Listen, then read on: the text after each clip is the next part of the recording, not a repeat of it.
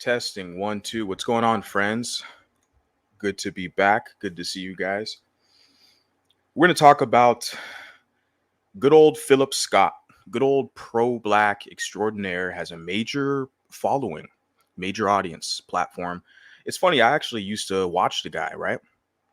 I used to watch the guy back in my pro whack phase, which a lot of you mulattoes, you biracials have been there, navigating society, developing your identity, etc. Trying to figure out what's what. And obviously, a lot of you guys, those of you who have come to my channel, you've come to the conclusion to realize that their goal over on that side is to use you as a tool for their benefit. Good old Philip Scott. And I saw that, I've been kind of navigating some more of the Dominican spaces, primarily over on TikTok. So shout out to the Dominicans. They're basically, holding their own. They have their own spaces, and their networking capabilities is astounding. I love to see their kind of communal support system, and they have a similar issues, I guess, as far as us, as far as identity, self-preservation, determination, establishing cohesion. So there's a lot of overlap when I examine them, their group, and a lot of us, American mulattoes specifically, but obviously we have mulattoes here from around the world. And so we're going to talk about Philip Scott. I have a video clip I want to share, do my best, giving my kind of reaction commentary towards it, of Philip Scott, a Black American, talking about Dominican people and how they should identify. We're going to get into that. Look at this comment here. Shout out to you, Miss Choi says, I can't stand that guy. She's talking about Philip Scott, who I got in the thumbnail.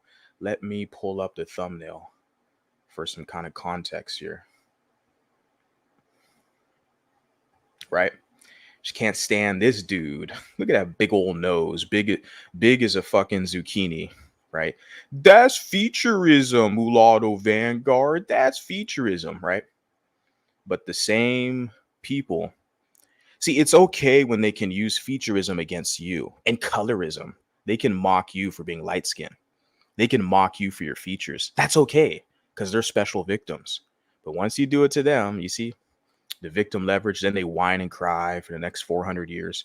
So she's talking about this guy, Philip Scott. She says, I can't stand that guy. Another black man or black male, whatever, that dates, marries, and procreated outside of his race, and yet says he is pro-black. The biggest hypocrisy that you see on social media, even more so than the pro-whites. I mean, the pro-whites, they have a pretty solid track record of procreating, dating, and being with their own. There's a few of these pro-whites who, they get their Asian, on the side, and or in some cases a black on the side, whatever. But most of the people that I see, they if they're pro-white, they basically stick with the white. That's hence the whole message, self-preservation, right? But when you look at the pro-black, you look at a guy like Philip Scott with his reach, his audience, his platform. His whole audience is majority black. He's all these black issues, white supremacy, racist white supremacy. That's all he does is whine and cry about white supremacy. Yet look at who he lays in bed with every night. Look at the woman I put here, also him. Look at this woman he lays in bed with every night and has children with. But yet he cries about white supremacy. I'm like, bruh, your partner is whiter than white. Oh no, she's Native American. She's Mexican. She's got indigenous blood. I mean, bruh, what, 10% indigenous? This is literally a Spaniard, which is perfectly fine. But this is primarily a person of European descent, quote unquote white, according to their basically, guidelines, the pro-wax, right? Because they're calling Drake white. And Drake's got a black American father. They're trying to call Drake white. So you can't take anything these little Kendrick lover fanboys, these pro-wax, what they take seriously. But yeah, this is the hypocrisy. This is this guy, but you also got Professor Griff, Tariq Fraud Sheed, and all the rest of them. And this has been a running joke in their community for years. I already shared a clip before of drinking your juice in South Central. that movie that came out in the 90s with the Wayne brothers. And they had a, like some pro-black guy with a dashiki on in that movie. And he was sitting there like chasing, he was preaching all this pro-black crap, but he's chasing after the white women. This has been a joke, even amongst themselves in their own community, African Americans, for years. It's made it all the way to Hollywood in popular film, in Drinking Her Juice, South Central. So it's hilarious. These guys that are so pro-black crying about the white man. They're not crying about white women, though. You notice that? Because you see, with the pro-black males, they're crying about the white men, the competitor males. That's why they always talk about the race soldier or these white men. They complain and cry about white men.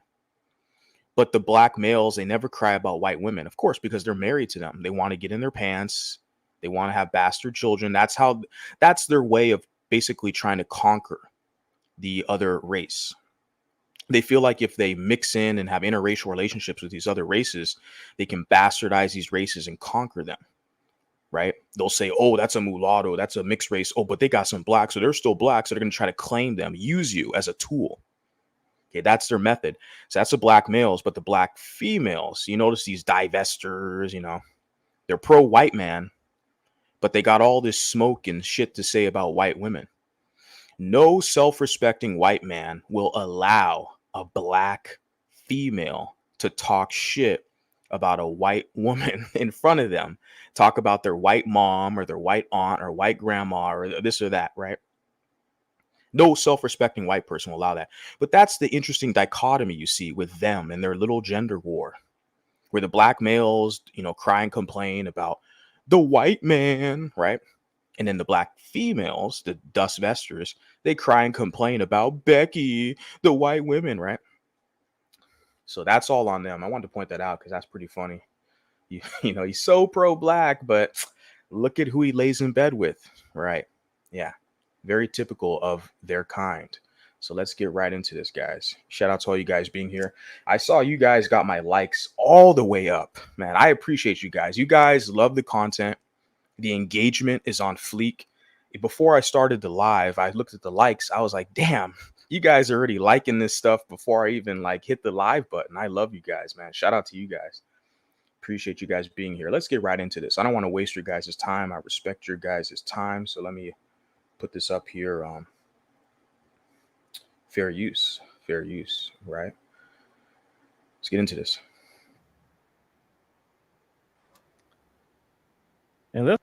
So he's going to cover a video that he saw of a Dominican woman. The Dominican woman, you can look at the woman on the screen. You can say what you want. She's probably mostly African, which is fine. But Dominican Republic is a very mixed nation. There's a lot of mixture going on there. Okay. And so there's a lot of Dominican people. Also, they don't wear their blackness they don't wear it as a scar. It's not, their blackness isn't on their sleeve. Like, they're not the proud victim types. When you talk about the former slaves, because Phillip Scott, the Phil Advice Show, he represents the former slaves, the conquered and colonized. So that's why they use all these terms like the oppressor or the colonizer. Like, he's calling someone a colonizer. They don't understand that they're insulting themselves. They're calling themselves colonized and victims. Like, that language is very, it's very telling. Like, how are you going to call another man or another group of people a colonizer as if that's a slur or a dig? That's the same people he's going to beg to for a job, resources, representation, all this crap, right? But yeah, this woman here is Dominican woman. Yeah, she looks mostly African. That's fine, right? But you can kind of tell, yeah, there's some mixture going on there for sure. And there's a lot of Dominican people who have their identity in their Dominicanness, if I can say that, their national pride, their identity of the Spanish background, African and indigenous, Taino. They're proud of that. A lot of them. And this is an example, this one woman. But Phillip Scott took issue with this woman, okay? And he's going to give his commentary on it. And I'm going to give my commentary on his commentary. So let's see how this works out. All right, fair use. Let's go ahead and play this and hear exactly what she's going to say. And let's have this conversation. Reminder that Dominicans are not black. We are not black. And no matter how much black Americans cry about it, we are not black. We will never be black. Yes, I look black, but we are not black. And it's just a reminder. She's saying, just a reminder, she's like, I look black, but I'm not black. And the thing is, she called out black Americans, which is good for her. I try to tell people as well, I'm very specific as well. I try to be the best I can. I know I have some hiccups and some deficiencies, etc., in my language and my delivery. I get that. If you don't like the content, you don't have to listen, because I got a lot of pro-whack mixed people who want to like critique what I'm saying. I'm like, this is not the channel for you. If you're a mixed person, if you're MGM or Golden, whatever the hell you call yourself, okay, if you're upset about my content and my delivery, this is not the content for you. I'm going to hurt your feelings. If you're a pro-whack, this is not the content for you. Disclaimer, period. Or just stay mad and continue to cry about it. Or cry to your white massa, try to get me to, deplatform me. There's other platforms. You're still going to hear my voice. And so, but this woman, like I said, I like the fact she's specific, because what I wanted to say is because she pointed out the fact is black Americans, she said. She didn't say West Africans or, other Africans, Caribbeans, whatever. She said specifically black Americans. And Phillip Scott is a black American. The reason why is because, like I said, the black Americans, they're former slaves. If they use the term FBA or ADOS, means they come from a conquered, enslaved class of people, which is part of my lineage as well. This is why I have intimate knowledge of this and why they're very upset with me, speaking about this, but it has to be said.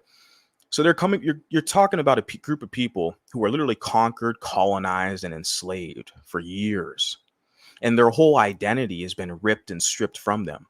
Phillip Scott, okay, the guy's name, Phillip Scott. That is the most English sounding name out here.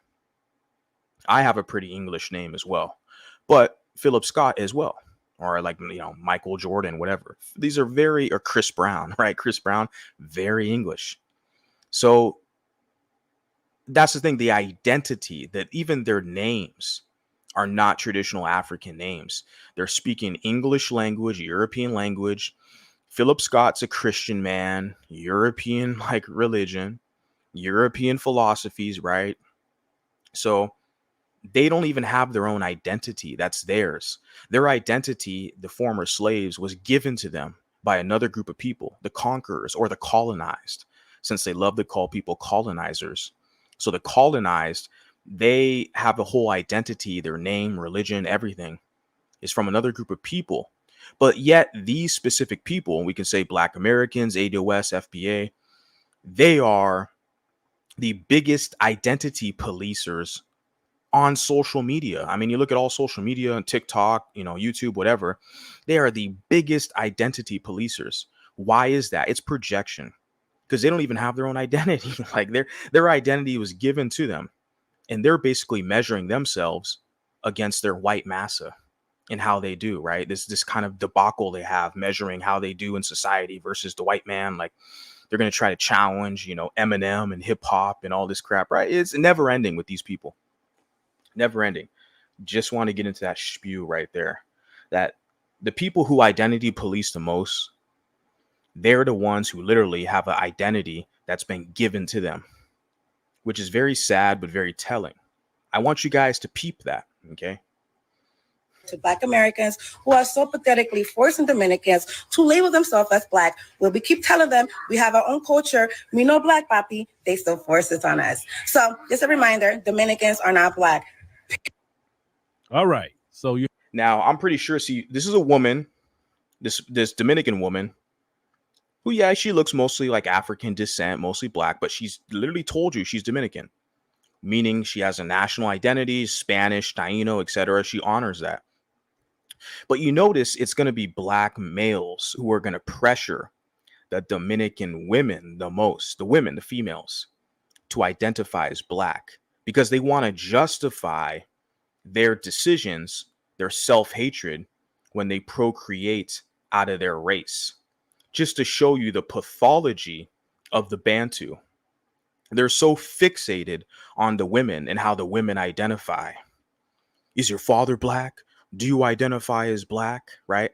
So he'll sit here and try to justify. He lays in bed with this woman every night, That's his personal business. I'm just talking politics right now, because he wants to get up here and talk about mixed people, cry about white supremacy. But you look at him, you're like, wait a second. The math is not mathing. The math is not mathing, but they're so fixated on the women. Like I said, because for them, in their eyes, in order to defeat white supremacy or defeat racism, they want to mix in with everyone else and bastardize all the other nations on the planet and all the other peoples. They want to destroy all the peoples and nations. They want to bastardize everyone and make it so there's a bunch of mixed people. That's their method to fit into civilized society, to eliminate racism. This is literally the thinking pattern that we see. How they justify, and they're going to claim, like, he's going to try to justify and claim that the partner he's with is like black or something. Oh, well, she's got Native American in her. Yeah, like what, 8%, if that. Mestizo, like Mexican woman, right? If that, 8%. It's funny. I think he did show the DNA results of his partner, because his own fan base, they basically called him out. But he's got the pro-black shit is all black, pro-black women. Liberal, leftist, pro-wax. So it's all going to be pro-black women, right? Tariq Nasheed, Dr. Umar, all these characters, they basically placate, and it's all basically the black women. Remember, Cynthia G was pro-black before she went into the anti-black man shit. You see how she could pivot? She was a pro-black, but then she went to pro-black woman, and her platform was still afloat. The audience was like the same. She could still pivot from that. That's how it is. Because the whole pro-black shit is all pro-black women. Because who runs the black community? The Queens, of course, right? But the Queens got upset when they saw this guy, dark-skinned guy, zucchini nose, right? Big old nose on his face, with this Latina Mexican partner. They're looking at him like, well, what the hell? How the hell are you so pro-black crying about white supremacy? But this is the woman, whose bills you're paying every day, Yeah. But they're so fixated on the women because they want to, they look at it as their strategy, political strategy, to eliminate discrimination and racism is to bastardize all these other nations of people. So they really want to target the women and bastardize the women and have mixed kids and try to pretend and claim that the kids are black and we don't look nothing like you, right? Mulattoes, if you have two mulattoes and they have a child, that child looks like their parents. You look at a perfect example is Zoe Kravitz. Zoe Kravitz, right? Her mom, Lisa Bonet, Lenny Kravitz. She looks just like her mom. I was telling that to a mulatto guy like a minute ago. I was like, look, this is the process you have to partake in if you want your children to look like you. Look at what Lisa Bonet and Zoe and Lenny Kravitz did. They got together. They had a child. Their child looks like the mom. Okay. Very simple. You use Steph Curry, etc. Very simple examples. And even Alicia Keys, right? And her partner, Swiss Beats. So, but these pro-blacks can't seem to do that. They get with non-black partners and their children don't look nothing like them. And they cry and complain about to the world. We're like, you are the people that are confused. You are the people out here that have identity issues. It's not this Dominican woman they're trying to talk about. The former slave with identity issues wants to critique and ridicule a Dominican woman who's firm in her identity. Let's continue on. Fair use. You heard that. So now I'm going to play it, and then I'm going to stop it at certain points, and I'll just expound, here and there. Reminder that Dominicans are not black. We are not black. And no matter how much black Americans cry about it, we are not black. We will never be black. Okay. Because the blackness in America, the American context, I'm pretty sure as women's living in America, it's about being a proud victim, right? Unfortunately, they've hijacked basically the culture. The lower class of the Black American society, the lower class has basically hijacked the entire culture. Where I do believe there was a time where it was the upper class that had a foothold on the culture. We can say during like the 40s or, 40s, 50s, 60s, right? But there was a switch. It was probably happened before I was born. I'm a 90s baby, so I'm pretty sure it probably happened during the 80s. There was a switch where the underclass, the lower class of Black American society basically is being represented as the culture, like all the Kendrick Lamar fans, all the hip hop, the sexy red. Okay, that's the culture today. When you think of Black American culture, what comes to your head? It's not some highly sophisticated, well-dressed, well-spoken man. It's some ghetto, degenerate hood booger like Sexy Red. That is what is defined as Black culture today, 2024. Don't blame me. Okay. Don't blame, and they will blame me. They need a scapegoat. Just like the white nationalists blame the Jews, the Black nationalists, they blame the mulattoes. So they're going to blame somebody, right? For why they're failing in society and other groups are out competing them. They're going to blame someone else. So when you deal with the AAs, their main scapegoat is mulattoes, but they're looking for people to pick on. Okay. And when they pick on people, they meet their match and, they get that work. What happens is they flip the switch. They're like, oh, you're a racist, you're white supremacist. Oh, you're picking or bullying me or something like that, right? They'll poke at you and act all tough. But once they get cornered, then they cry racism, white supremacy. Everyone's tired of the race card shit. Nobody cares. Everyone's platforms are still afloat. I thought of this the other day. I was watching Joe Rogan earlier. He had a podcast he did with a fighter, because I follow MMA. So I usually only watch Joe Rogan when he has MMA fighters on his platform, because that's kind of his bread and butter, right? MMA. So I watched his platform and I thought of that the other day. I was like relating to it. I was like, look, Joe Rogan, didn't he get caught up? He had a whole compilation of him dropping N-bombs and referring to blacks as monkeys and like all this racist shit, right? And they tried to cancel the man. Ineffective. The man has still got his fucking $100 million contract from Spotify. He's still rocking and rolling. Didn't lose a red cent. Didn't lose a penny. He's still all over social media. So I laugh at that. So like these Afrocentric pro-whacks, like all they're going to do is give you promotion. They're going to spread your name out there, give you more promotion. They're going to promote you and you're only going to grow. So their method of trying to basically cancel you or defame or slander you, and play the race card, it's ineffective. Because we see now, especially using this Dominican example, there's nobody that's more racist than the pro-Black American crowd, the FBA crowd, ADOS, and all the people on that pro-whack side, Tariq Nasheed. There's nobody more xenophobic and racist than them. They're not going to win in this situation. And really, they should shut the fuck up about mulattoes. But they're going to take a fat L standing by their dude Kendrick. They might get a quick little win with the whole, ooh, not like us, look at all the views and look at all the, he won a Grammy. The white massa gave him a Grammy. All these blacks, like, they're going to take a quick win. But in the long run, time will tell. Let's see how it goes. But I know it's not going to be in their favor. I know that for a fact. Because once these mulattoes realize I'm here, they're going to hit the subscribe. They're going to hit the like button. They're going to get tuned into this content. Let's continue on. Okay. She has a point. She has a point that Black Americans, we need to leave them alone with that. Stop telling them they're Black. They're not Black Americans.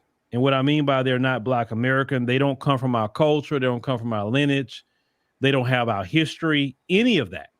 So technically, they don't have Black American culture, right? But they still the Black Americans still want to be the guardians of blackness, like a Phil Advice show. Because they're white massa, they're basically controlled underneath their white massa. Remember, all pro-whacks, Phillip Scott, Tariq Nasheed, all the pro-whacks, they serve white supremacists, period. All the pro-whacks, I don't give a damn how many dashikis they have on or medallions, they all serve their white massa. So they have the same thinking instilled in them, competing. And they want to use these people that are adjacent to blackness as a weapon, as a tool, a proxy for political influence. They're looking at it as a numbers game. Remember, Phillip Scott show, the guy who's talking, not me, but the other guy on the Dominican woman, he has a mixed child from the Mexican woman that he's married to, right? So that's how they look at their own children, their mixed children. They look at them as being political tools to push pro-blackness. So even though they'll acknowledge, well, you're not black, you're not a black American, you don't have the struggle, you not like us, you ain't from the hood, struggling, they're still gonna try to weaponize the one drop rule against you to use you as a political pawn. And that's what he's gonna do here with this Dominican woman. He's gonna try to play it nice and be like, oh yeah, I acknowledge it, she's not black American, but he's gonna try to scare her into thinking, oh, that white man, he's going to look at you as you black. So you're still going to be considered black. You're not a black American like us, but you still black. We're like, there's nobody more confused than the former slaves. Nobody. Okay. Now, sure. And this is the part, I guess, people don't know how to talk, I guess. The right way for her to say this would be, I am, of African descent. You see how he's trying to police her speech, talking about, well, the right way for her to say this, she said it perfectly. She doesn't owe your black American ass any extra explanation. And you think I'm very kind of assertive or mean. A lot of these other people, you just wait. They're going to be showing you what's up pretty soon too. This is why they're trying to basically cancel us and flag us, make sure we don't have a voice, especially on TikTok. TikTok's the worst app. That's why I don't really put up content over there or upload lives and all this shit, because I'm like, look, they're already going to suppress me and cancel me. They'll let all the racist blacks run their mouth, right? Chinese owned application. But, you guys already know what it is. Pro-communism, all this, pro-LGBT. But no, this Dominican lady said it exactly how it needs to be said. She's not a black like you people, the black Americans. She specifically said black Americans. But you see how this black American took offense to that. Phillip Scott. He's saying, oh, she should have said it like this. No, the hell she shouldn't. You see how they try to basically identity police and tone police your speech and how you should and shouldn't say things. People try that shit with me. Mainly not black Americans, because they already know what time it is. They hear my voice, my tone. They already know what's up. It's these mixed people who have their lips connected to a black butt cheek, like the Future is Golden or any of her little pro-black flunkies. These type of people, they want to sit here and be like, oh, your delivery or tone is so mean. Don't listen. If you're a biracial, MGM, whatever the hell your ass is, you got a black baby daddy, I don't know why you're listening to me. I'm going to hurt you, depending on who you are, how you identify. Okay. This might not be the content for you. I'm not speaking for you. I'm speaking for the Mulatto. This is a public platform. Everyone's tuned in. I got haters watching and shit. Make sure you hit the like, whatever. The fact that you're here, the engagement is really all that I'm interested in. But the fact is I got everyone listening and tuned in. That's fine. But I'm always stressing the fact where it's like, look, if you don't like the content, why are you listening? Like, I don't like to listen to people I don't like, or I'm kind of insulted. I just unsubscribe. I don't pay attention to it. I only watch content that I know I'm going to get something out of. If they say something that I don't like, well, I'm going to screen record it, analyze it, and then maybe I can use it for my own content in the future, which I've done with some of the other kind of white nationalist stuff. But let's continue on with this. Maybe in America I'll be called black, but I am not black American. I'm, Dominican. I have a Dominican culture. My heritage goes back to the Dominican Republic. This is my, XYZ. So yes, I'm not black American. I'm culturally Dominican, but racially, yeah, I get it. I'm African descent, etc. Right? That would be the right way to explain it. But you hear how he says that, like he tries to police her speech. That would have been the right way to say that. How is this guy, okay, who's trying to tone police this woman on what she can and can't say or how she should say it? He has no room to talk. That's my whole point doing this. And they try to bully Dominican people and how they identify. And it's a flawed strategy because you're only going to basically empower them. You're only going to embolden them as well, especially once they see people like me. And I've connected. I mean, a lot of them, basically on TikTok, they found me. I found them. I don't know how the hell it happened, but it's like you're basically empowering these people.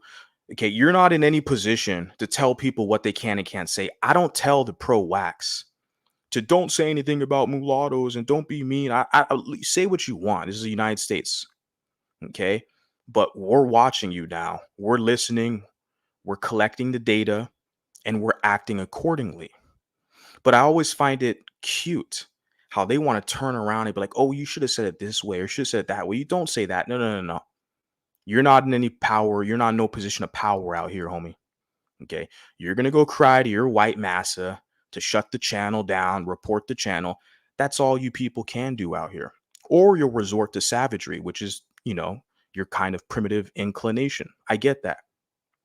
But once you do that, you're not going to get no reparations. No one's going to feel sorry for you no more. You're not going to be able to cry about white supremacy once the whole world sees the black supremacy for what it is. So you got to make a choice. Do you want to be the predator or do you want to be the victim? Which one is it? Because they try to play both sides and think they can, be strategic with it. It's not working. It really isn't. But please, entertain me. Continue to try. Continuing on, fair use. But when I'm not black, I'm Dominican. A lot of people translate that as to, well, I'm rejecting being of African descent. What it is guys like Phillip Scott with his big old zucchini nose, like dark skin Bantu, with his Mexican wife.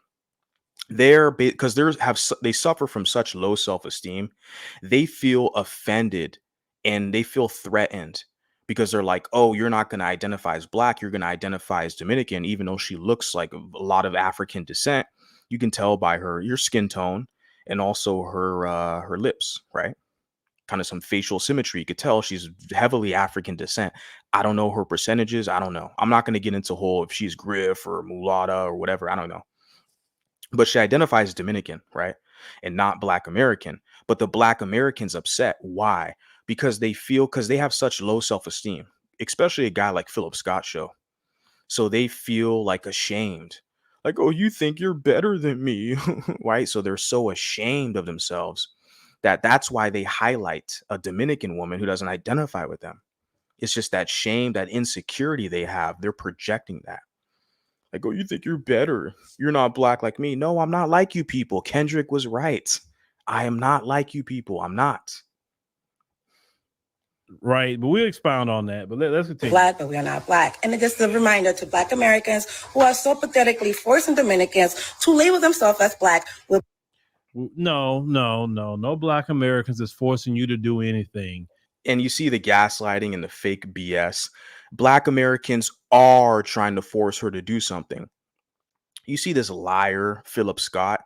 He literally just said, oh, she could have said it like this. She could have said it. That was a passive way of him trying to tone police and force this Dominican woman to placate and to express herself in a way that fits his sensibilities.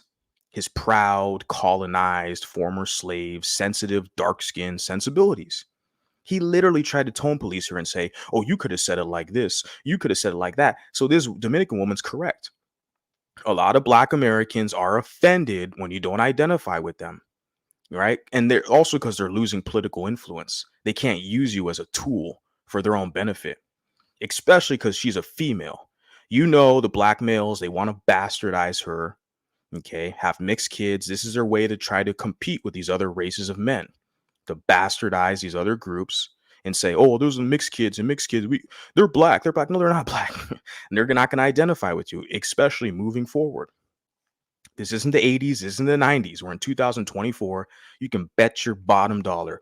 Once more platforms like mine pop up all over the place, they're not going to identify with you.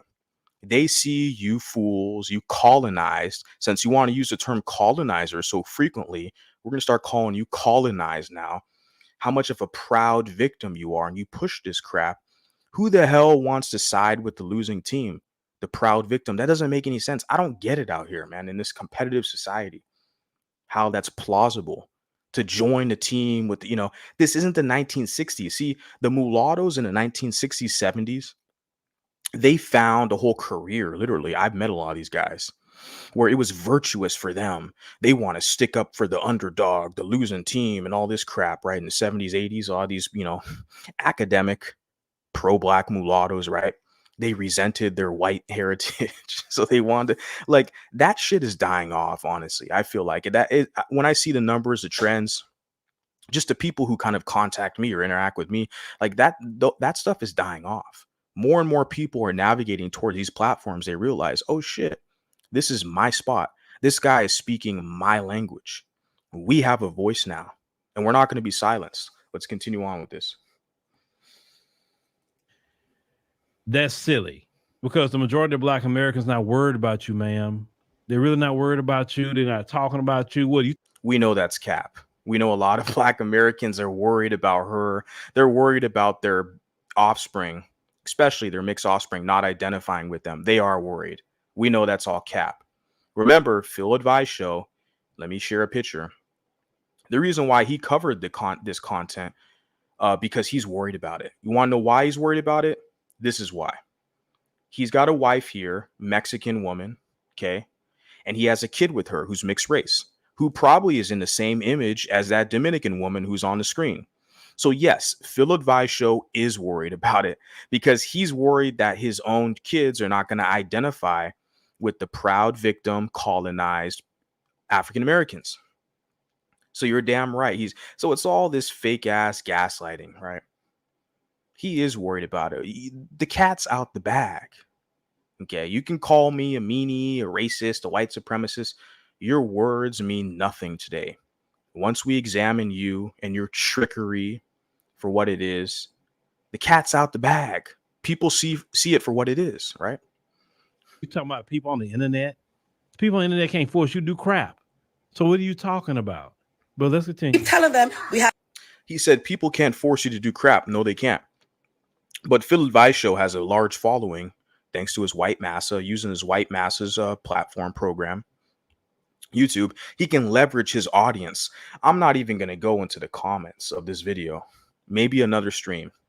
But he can leverage his audience to try to like ridicule, harass. That's what they do. They made it a whole joke. Talk about, I know black, I Dominican, I know black. That's like a common joke that the Black Americans use on Dominicans. Like this individual, I guarantee you, if you go to the comments, you'll see that. So he's trying to leverage his massive audience to shame and ridicule this Dominican woman who doesn't identify with Black Americans, period. Get over it. Not everyone identifies with the fucking colonized. There is no honor in being a proud victim in this competitive society. Deal with it, okay? Have our own culture. We know black, papi. They still force it on us. So just a reminder, Dominicans are not black. Okay, but let me go to a different route with some of that too. It goes back to the last stream we did. People have a hard time with race, nationality, and ethnicity. So she said she's Dominican, right? That's a nationality, but I guess they using their nationality as an ethnic group, which is fine. She can identify what she want to identify with. But in the Dominican Republic, let's talk about the Dominican Republic, people that look like her are at the bottom. How does he know that? Where is his stats to suggest that? And so he's basically trying to say, oh, well, identify with me, with the Black Americans, the proud victims, because those lighter skin and more Spanish Dominicans, they treat you like you're at the bottom. That Dominican woman looks like she's pretty proud. I mean, I don't know what to tell you. Like, I follow a lot of Dominicans and they seem pretty happy. They're living on a beautiful island. They have opportunities. They can come to America. They have opportunities here. Like, what these proud colonized, they have nothing to offer you. They have no businesses, no infrastructure. They don't even like themselves. That's why this guy, Phillip Scott, they marry and have kids outside their race. They don't even like themselves. They just pretend on social media. So they literally have nothing to offer you. They have no leverage.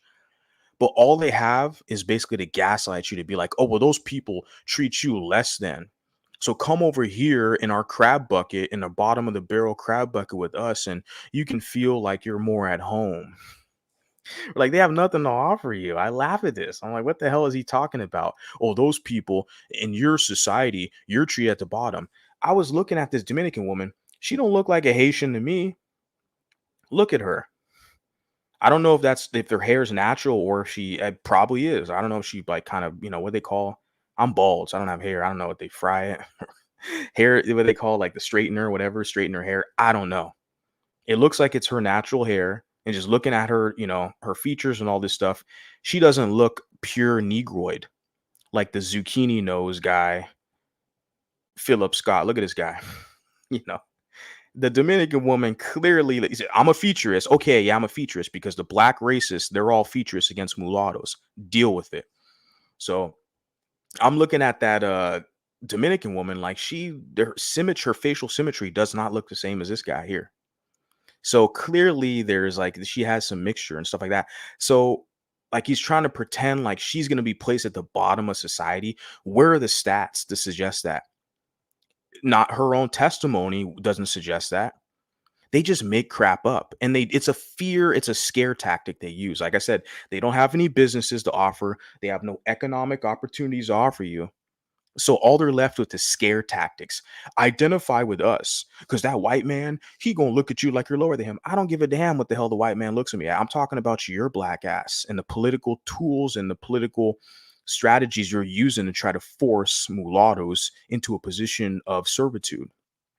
We're talking about you now. We get it. A lot of the whites are not going to like us. A lot of Asians, Indians, Latino, a lot of people aren't going to like, especially me, a competitor male in a very gynocentric, okay, misandrist, depending on where you are, society, especially on social media where it's mostly females. Yeah, I get it. A lot of people are not going to like me because I got some fucking balls and I'm going to call a spade a spade. Okay. A lot of people don't like me. They can kiss my ass. Okay. I'm not worried about them right now. I'm talking about you. Okay. They're going to try to put that on you. Oh, well, those people don't like you. They don't like you. They look at you less than. So come over here in the Blackistan. You're on our team. Fuck out of here. You got no businesses to offer me. They using their nationality as an ethnic group, which is fine. She can identify what she want to identify with. But she can identify what you want to identify with. This is the one guy, Celtic Mulatto. You're a mod? You're not a mod yet. Maybe on my other channel, you're a mod. He doesn't like it when I pause the clip. I have to, though. It's copyright, right? I have to pause it a lot. I don't want to get copyright striked, okay? So just either deal with it or, whatever. Dominican Republic, let's talk about the Dominican Republic. People that look like her are at the bottom. So in the Dominican Republic, they ain't got no problem figuring out that you black. Matter of fact, if you don't open your mouth, that white leadership in the Dominican Republic will assume you Haitian and go to grab you up and do something to you until you speak Spanish to them. See, you guys see the fear tactics. The reason why I identify with the Dominicans, and I was telling them this on their panels over on TikTok, is because the Black Americans play the same game with us. Because they can't offer us shit. They have a shithole cesspool community. Okay. As far as I'm concerned, you tell me otherwise. Where the thriving community is, where they welcome biracials. Because look what they did to Drake. Look what they're doing to Drake. Eventually you're gonna get your Drake, your wake up call. Eventually you're gonna get your Cassie treatment. You're gonna have a P Diddy guy. What they did to Cassie, what Kendrick and all the other pro wax are doing to Drake. Eventually you're gonna get that. So tell me otherwise. Where these biracials are so welcomed, right? All they can do is use scare tactics. As he's saying there, that the police are going to pull you up and grab you and you got to speak Spanish to them. They say the same crap to us here in America. They tell us that, oh, once the police pull you over, they're going to remind you black. It's the same strategy they use, these scare tactics, because it's very pathetic and it's almost embarrassing because they can't leverage any type of economic infrastructure to influence people. See, East Indians actually have money and they can offer opportunities like what they do with a lot of Hispanics in Oregon, California, the West Coast. They can hire these people. They can get the Hispanics, Latinos on their side by giving them some opportunities. letting them work for their hotels and their businesses, right? We know with Caucasians, with white Americans, they got a lot of money and the upper class, higher class, right? So they can bring other groups in to their businesses, to their industries, give them opportunities, give them visas, as they've done with the Indians, and just let the illegals kind of come on in.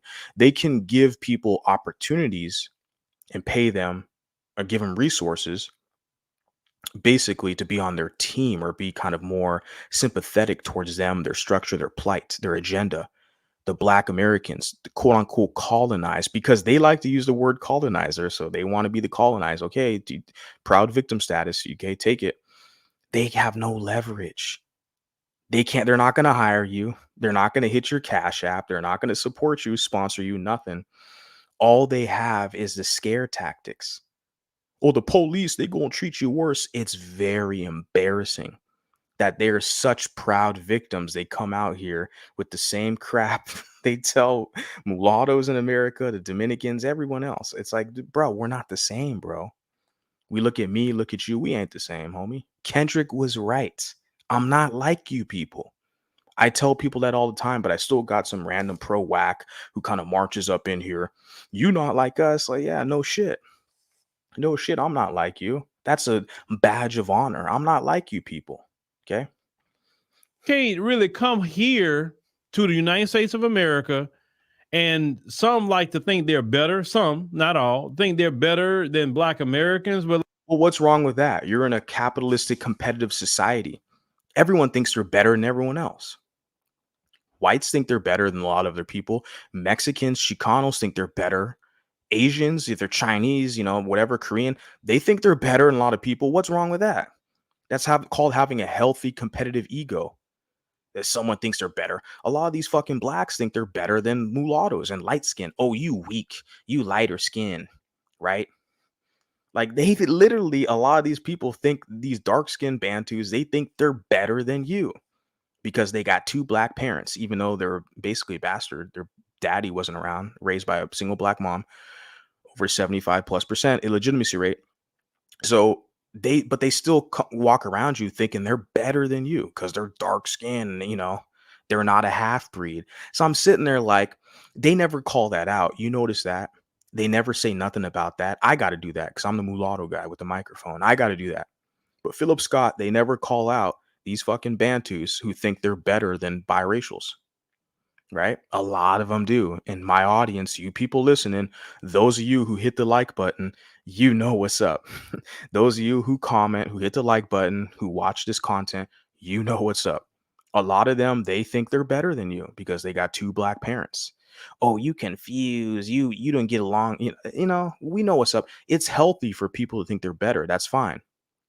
But why do they cry about it when a Dominican thinks they're better than the Black American? Why do they cry about it when other races think they're better than them when they do it to other people too? You see, I'm just pointing out the hypocrisy here of the colonized, right? like, you do know we live in an information age, and we do know you are at the bottom in your homeland. Because people that's at the top in your homeland, they're not leaving the Dominican Republic. They're not leaving. They're staying right there in Dominican Republic and living. He said the people top of the homeland. There's a lot of people who are, just average working people who are not leaving too. I was on a panel the other day, or I was listening a viewer, lady on the panel, Dominican lady, who's probably younger than me, maybe in her 20s, whatever, up in New York. They got a lot of Dominicans out there. She was talking about how she was going to work in America for a couple more decades, whatever, get her money up, right? Work. She's talking about going back to the DR for retirement. There's a lot of them like that. They're going to come to America. There's a lot of Mexicans who do the same shit too. Okay, America is great. There's a lot of opportunity. Make your money, get your money. A lot of them, they're going to just cash out and bounce and go back to their homeland, as long as they come to America, they respect the environment. Okay, they promote to this. They are being productive in the society. They pay their taxes. They're being responsible individuals. I have no issue with that. If they come to America, they get jobs, resources, they work hard, they pay their taxes, they obey the law, okay? But they work their ass off. Maybe they had a family, and then they go back and take their money with their. I have no issue with that. That's a beautiful thing. That's odd they can do that, right? The people I have an issue with is if they're freeloaders. They're coming over here disrespecting the country, disrespecting the culture, disrespecting our American way of life, okay? Trashing the environment, polluting the environment, having bastard, illegitimate kids who are going to be carjackers and robbing people. They don't respect the environment, have no regard for the history, the culture. They provide nothing to the environment, and they want to take, and now they're going to beg for fucking reparations. They want other people to pay them money because it's supposedly owed for them, right? Some punk who just listened to hip hop since the 1980s, jumping on the internet talking about cut the check, I need my reparations. What?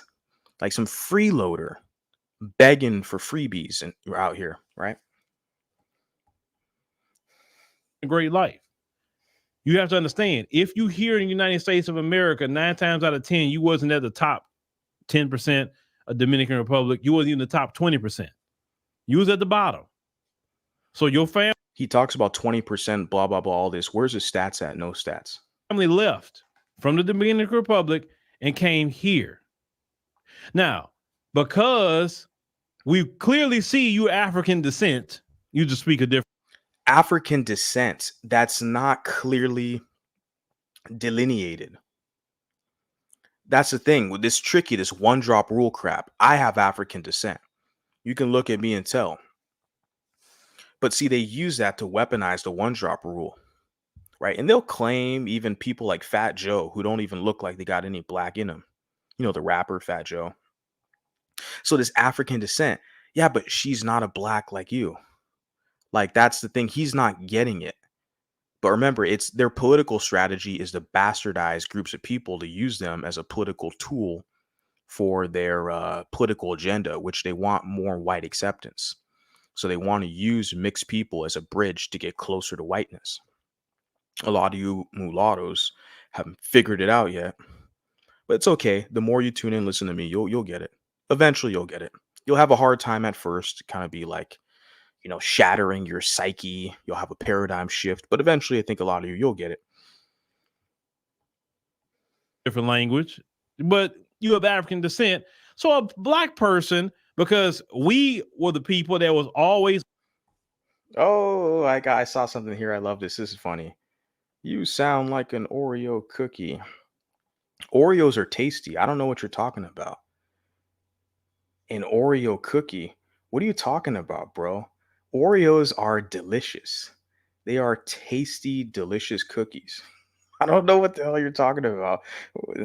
What? You dare mock me, ape.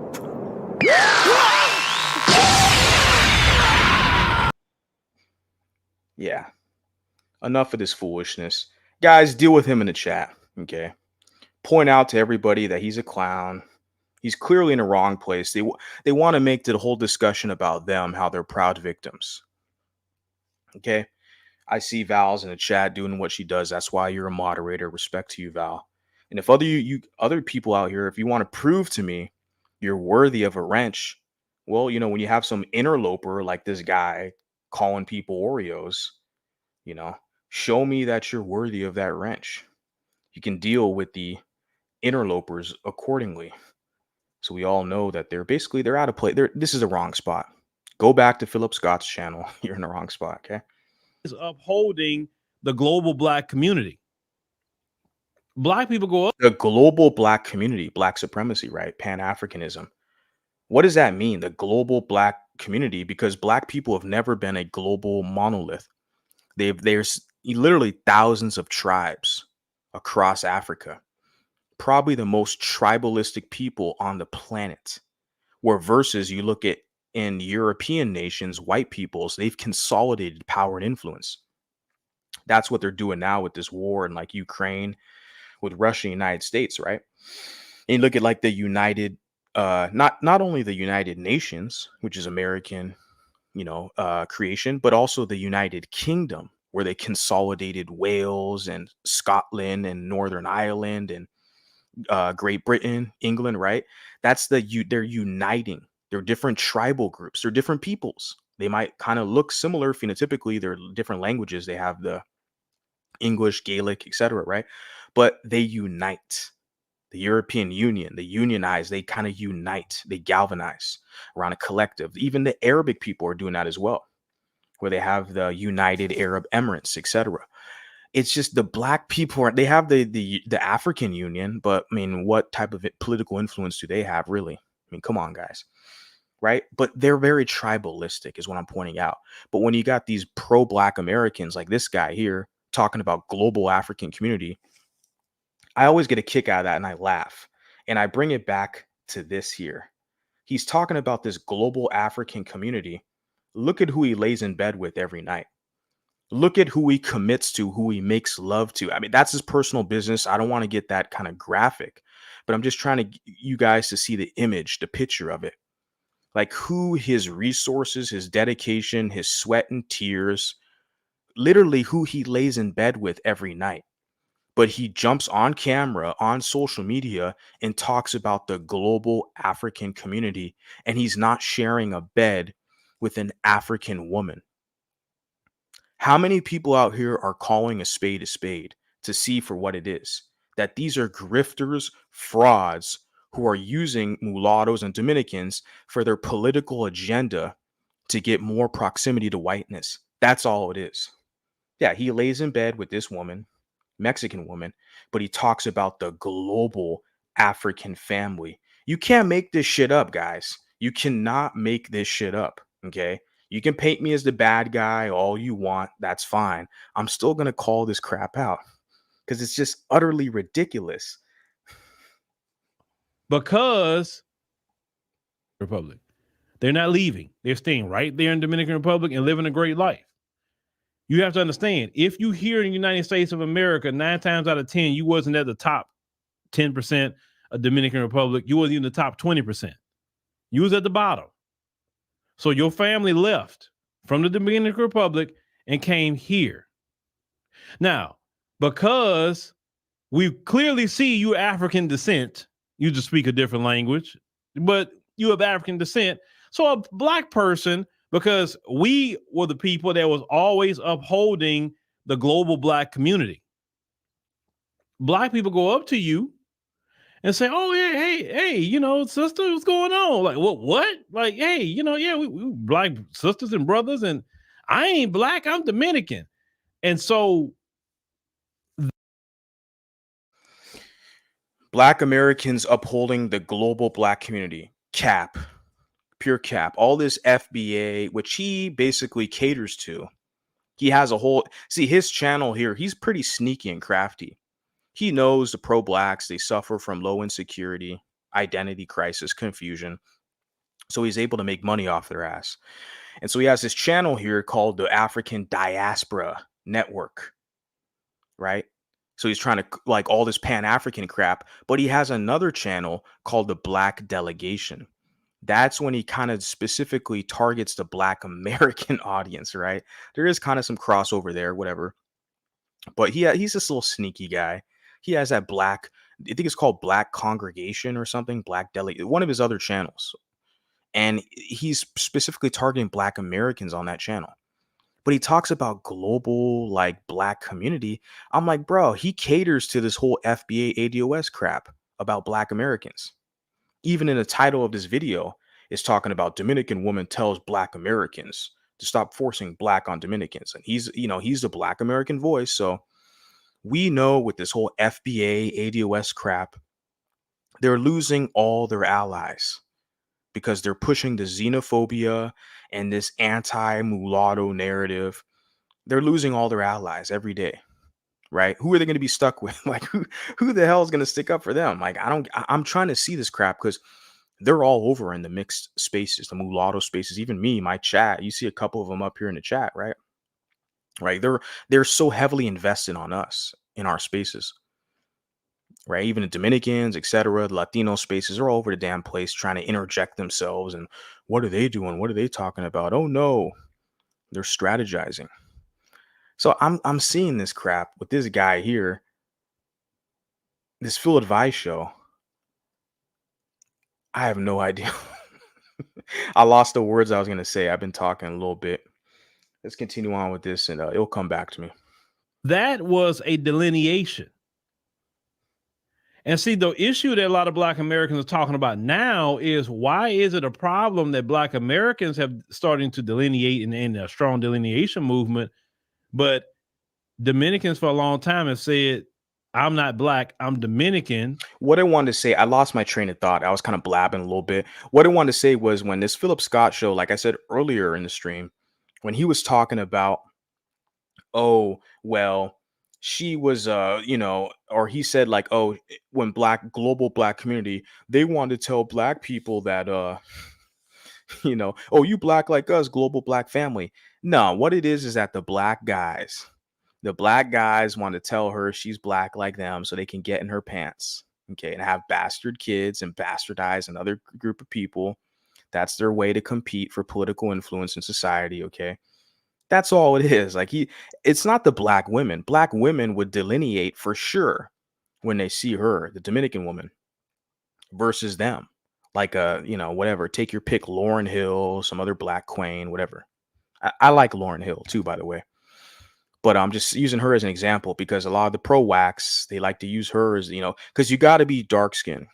That's what a lot of these light skins who grew up, they're all Black identified. They got two mixed parents or whatever, or a Black parent and a mixed parent, whatever they call themselves, but they're Black identified. They grew up identifying as Black. Like, and they have to be basically the light skinned saviors, the foot soldiers for the dark skins. Because in that group, that community, the dark skins, they have supremacy. And look at Phillip Scott. He represents that. He represents that class. So the light skins are always put in this subordinate position. I don't know if I can help them. I don't think I won't at all, be honest with you. As soon as I heard about this whole mixed race discussion or mulatto, they tried to kind of put it in between like this light skin. I was like, I don't do light skin content. Okay. I'm coming at this specifically as a heritage component, that I have European blood and European heritage, also African heritage. I am an entirely different entity than the quote unquote colonized FBA, whatever title they want to use. We're not the same. So when I started to see they tried to kind of mix in the quote unquote light skinned Blacks with the biracials, I was like, yeah, this is not going to work out for me. There's other channels, they'll do that. Future is golden. Go over there. Don't come over here in this channel. Okay. If you don't, if you're not, I don't know what I could tell, because I'm probably going to hurt your feelings, because a lot of you guys, you're Black identified. You go by the seed of your father. You serve Blacks. I can't help you out, bro. I can't. I don't know what to tell you. Okay. So yeah, Val puts Sean donate to Vanguard. Nah, he's broke. He ain't got no money. He ain't gonna get a hate cash app, a hate donation. Now they just come up in here blabbing their mouth. They're giving me engagement. The numbers are going up as long as they're up in here. YouTube, especially with this channel, because I have no community strikes on this channel, so they'll promote it. My other channel is like, forget about it. I already got some strikes, so that one's kind of just there to serve its purpose. But it doesn't matter as long as you come up in here. If you don't agree, you hit the dislike. You hit the dislike button. It doesn't matter. It's engagement. It's good. You're serving your purpose, right? I'm not over there on the Africa Dysphoria Network arguing with you savages, but you're going to be over here arguing with us. Yeah, you're where you're supposed to be. You know your place. See, the mulattoes have a voice over here. Deal with it. This is a new normal now. Othering themselves from Black Americans. You understand? See, y'all can't say nothing about. Oh, I like this. I want to stop. Look at this dark-skinned Bantu. Scoop 2023. Look at the light-skinned kids. He's got mixed kids. This is why they're so invested over what we're doing. They know for a damn fact when their kids get older, once they realize they don't have to identify with you, they're not going to. There's a reason why you know everything. This is beautiful. I'm looking at you, got your avatar. I don't care about you, bro. You're nobody to me. Okay. I don't care about you. I know the game. You want to bastardize these other races of people, the white women. You want to bastardize the whites, bastardize the Latinos. This is your strategy for you guys to compete in society. This is your strategy. You feel like if you have more mixed kids, that you're going to eliminate racism or the blacks are going to be more accepted. You've created more problems. That's on you, not on me. I'm going my normal course. I see the environment. I see it for what it is. I'm acting accordingly. And I'm actually galvanizing and developing. Look at this guy. Black kids. Remember Daylight pulled the same crap? You guys be the judge. Look, I don't know this man. I'm only going to have this image up here for a quick second. I'm going to take it off. I want to make this point.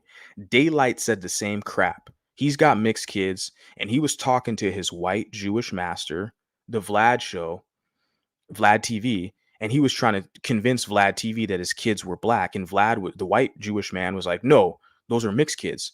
And Daylight publicly said in front of Vlad TV that, oh, he can mix in with another group of people and turn all those people black. This is how they operate. This is how they think. I'm telling you guys, this is their strategy. They literally feel they can mix in with these other races of women, have a bunch of mixed kids, and all of a sudden they're going to try to absorb those groups and have black kids. You got mixed kids, bro.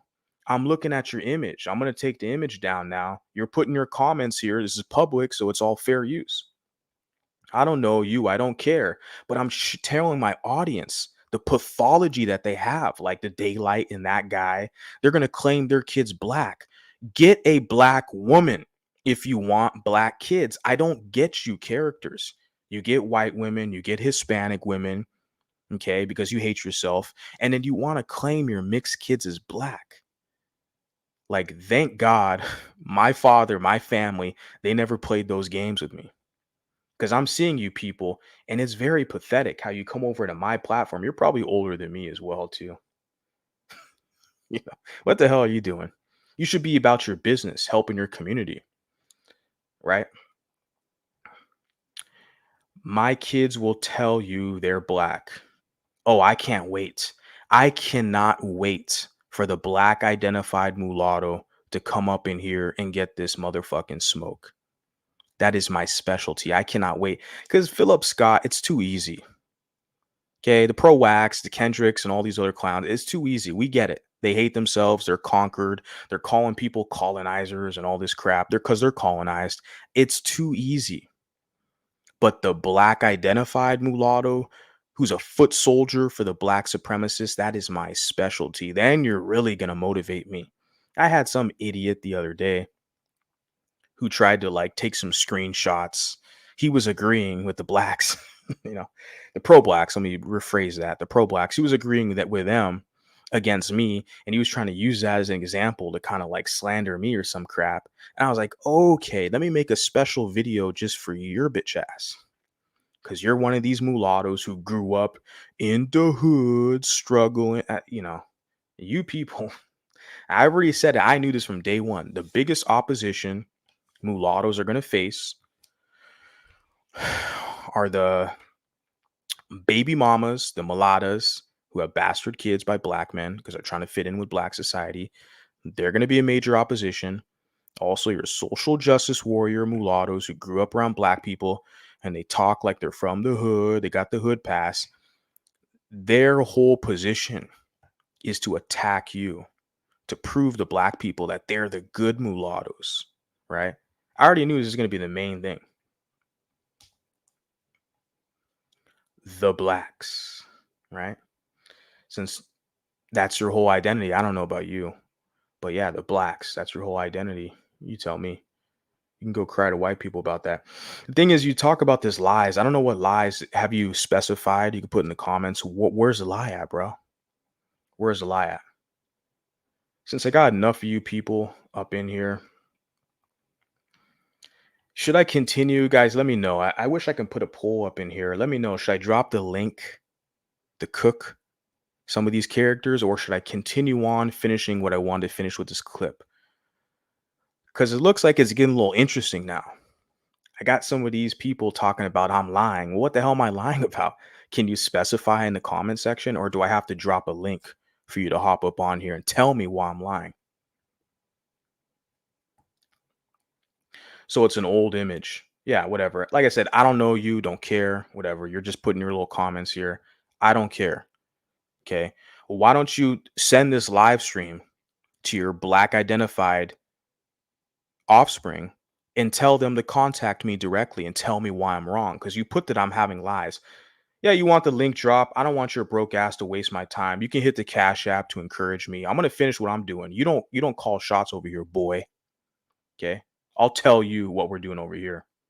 It's not the other way around. So yeah. Let me continue on with this, and then yeah, you can basically, encourage me to drop the link, hit the Cash App, and then we can see what's going on. Let me finish what I'm doing because you guys are distracting me. Fuck that. Black Americans now, because y'all have delineated for so long.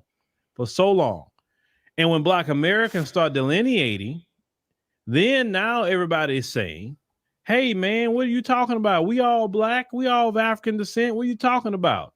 Why y'all trying to, go over here and do this and do that? See, that same woman also, guess what she'll do? She's like I'm saying, the whole point is, why doesn't he talk about the Dominican men who don't identify as black? Why is he fixated on the woman? Why? Just like you have someone in the chat, who's triggered by the content. You look at his offspring, he says I'm telling lies, but what the hell are the lies, bro? You just keep saying you're lying, you're lying, you're lying, you're lying, you're lying, you're lying, you're lying. What is the lie? Okay. He's bothered because look, I'm calling a spade a spade. You guys are so pro-black that you can't even marry and have kids with a black woman, just like this guy here. And the reason why he's talking about this Dominican woman, because she's a woman, because they want other black men to bastardize her in these other groups, and they want to have access. Well, this is all it is. Because I'm sitting there like, why are they so fixated on these women who don't identify as black? He's not talking about any of the men. Why didn't he pull a video up of a Dominican man who doesn't identify as black, who says he's Dominican, like a Sammy Sosa or something else? You see, look at his partner. Just like you have the guy in the chat. I hate to bring it up, but he's publicly putting these comments. They grow up to represent. This is why he's upset, because he sees himself as Phil Biracial, right? They get with non-black women, have mixed kids. They want to claim their kids are black, and they're fixated on the women. Because I'm pointing this out, like, he doesn't talk about any of the guys who don't identify as black. They're fixated on the women because they look at the women as an easy target. They want to bastardize the women to have mixed kids. This is how they feel like they can compete with other men. Okay. This is literally the political strategy that they impose. says, I'm not black, I'm Dominican. Okay, cool. I respect that. You can identify how you want to identify. Now, this is not put on all Dominican people. It's not, because you have some Dominican people that I've talked to, that I've been cool with over the years, and they say, man, look, I'm black. Yeah, I'm Dominican, but yeah, he's cool with the black ones, right? This is black racist. Yeah, he's cool with the black identified Dominicans, right? But if you have African descent and you don't identify as black, oh, well, then he has a problem, especially if you're a female. Because remember, he wants to bastardize you to compete with the other men. I'm black. Look at my face. Come on now. I'm not talking about those Dominicans. I'm talking about the Dominicans that feel just like how she feel. Yes, culturally, you are Dominican. You're 100% right. You didn't come from this soil. But women like her and men like that talk like that in her culture, we don't want to hear you talking about reparations. See, you people, it's a pipe dream. You're not getting your reparations, and I want you to. I want you to stop crying and being a proud victim. Get your reparations, okay? And buy whatever. What do you guys buy? Seafood and what else you guys buy? Swisher Sweets. I could do all the stereotypes. I'll be nicer. Okay. Whatever you guys buy, you get your reparations, you'll buy that. Okay, that's fine. But it's like you're not even going to get your reparations. You guys been talking about this crap since what, 2018, 2019, when I heard this ADOS reparations debate. We're in 2024. The Latino population is growing drastically. You're not going to get your reparations, right? I just don't understand. Like, and it's a pipe dream. They use that they use the scare tactics. Oh, the police gonna tell you black. Oh, the immigration, they're gonna tell you black and treat you like a black. They use that scare tactic, and then they also use this fake ass reparations argument. Oh, when it's time to get our reparations from our white massa whose butt we kiss every day, you ain't gonna get none of that. I'm gonna get my reparations and get my cornbread and whatever else the hell he's gonna get. But he said they play that game with us. Oh, when we get our reparation, I don't want the reparations. You have that. Okay, you have that. Okay, and give all that reparations money back to your white massa, which you will, because all you people want is white validation. Look at who you married. Look at who your kids. Look at who you lay in bed with. You didn't marry and have kids with the African woman. You already got your reparations, Phil Scott. You got a Mexican partner. You got a light-skinned partner. You're a dark-skinned guy. You can lay in bed with your light-skinned partner. You already got your reparations, homie. I'm like, you want the reparations. What are you going to do with it? I don't care. But what I'm saying is they use that as a token, as a tool over your head, as like some kind of social influence. Oh, you could say you're not black like us and you're Dominican. Okay, but what about when them reparations come? Get the fuck out of here, bro. You guys have been using that argument for over 5 years now. I doubt you're going to get a red cent of this reparation money. They're laughing at you. It's all political theater strategy to keep you people voting for the Democrats. That's all it is. The Democrats have used that to keep you voting for them. This pipe dream of reparations. Because the Republicans are not going to give you a damn thing. And the Democrats, they're just using you as tools so they can bring in more illegals. They're not going to need your black vote. You're not going to get a damn penny from reparations. They're going to be pro-LGBT. Democrats is pro-feminist, pro-LGBT, pro-illegal. You guys are being played for fools. And you see these grifters here. See, you're not my audience. I don't give a damn. I know I might hurt your feelings, especially like the guy in the chat who's got mixed kids, trying to claim that was black. Like, I'll probably hurt your feelings. Yeah, that's fine. You'll get over it. You're an adult. But I'm sitting here like, you're not my audience, bro. I don't give a damn if you come and go cry to your white massa. You're not my audience. But you're the audience you are. You're Phil Scott's audience. You watch his crap. He gives you hope. When them reparations come, yeah, I want you guys to get it. I'm not against the reparations. I just don't see it happening. I was thinking the other day as well. I was doing some deep thinking the other day with this whole reparations thing, looking at the state, of the economy, right? And I was thinking to myself, look, if that ever got passed in this society where they passed reparations, there would be a massive rebellion. There would be a massive, literally, civil war, if I can say that. Because white Americans, especially these lower income, lower class white Americans, they're not going to sit by quietly to all their politicians who are telling them a percentage of their paycheck has to go to random black people for owed debt. Like, the society would completely fucking collapse. It would not happen in this society. I was thinking about that the other day. There's no way. And the politicians, they know it. They know that. There's no way that they could justify paying random people, random black Americans who were not slaves, to pay them reparations. And it has to come out of the check of like just your everyday working people. They would not justify it. It would be open rebellion across the nation. They know that.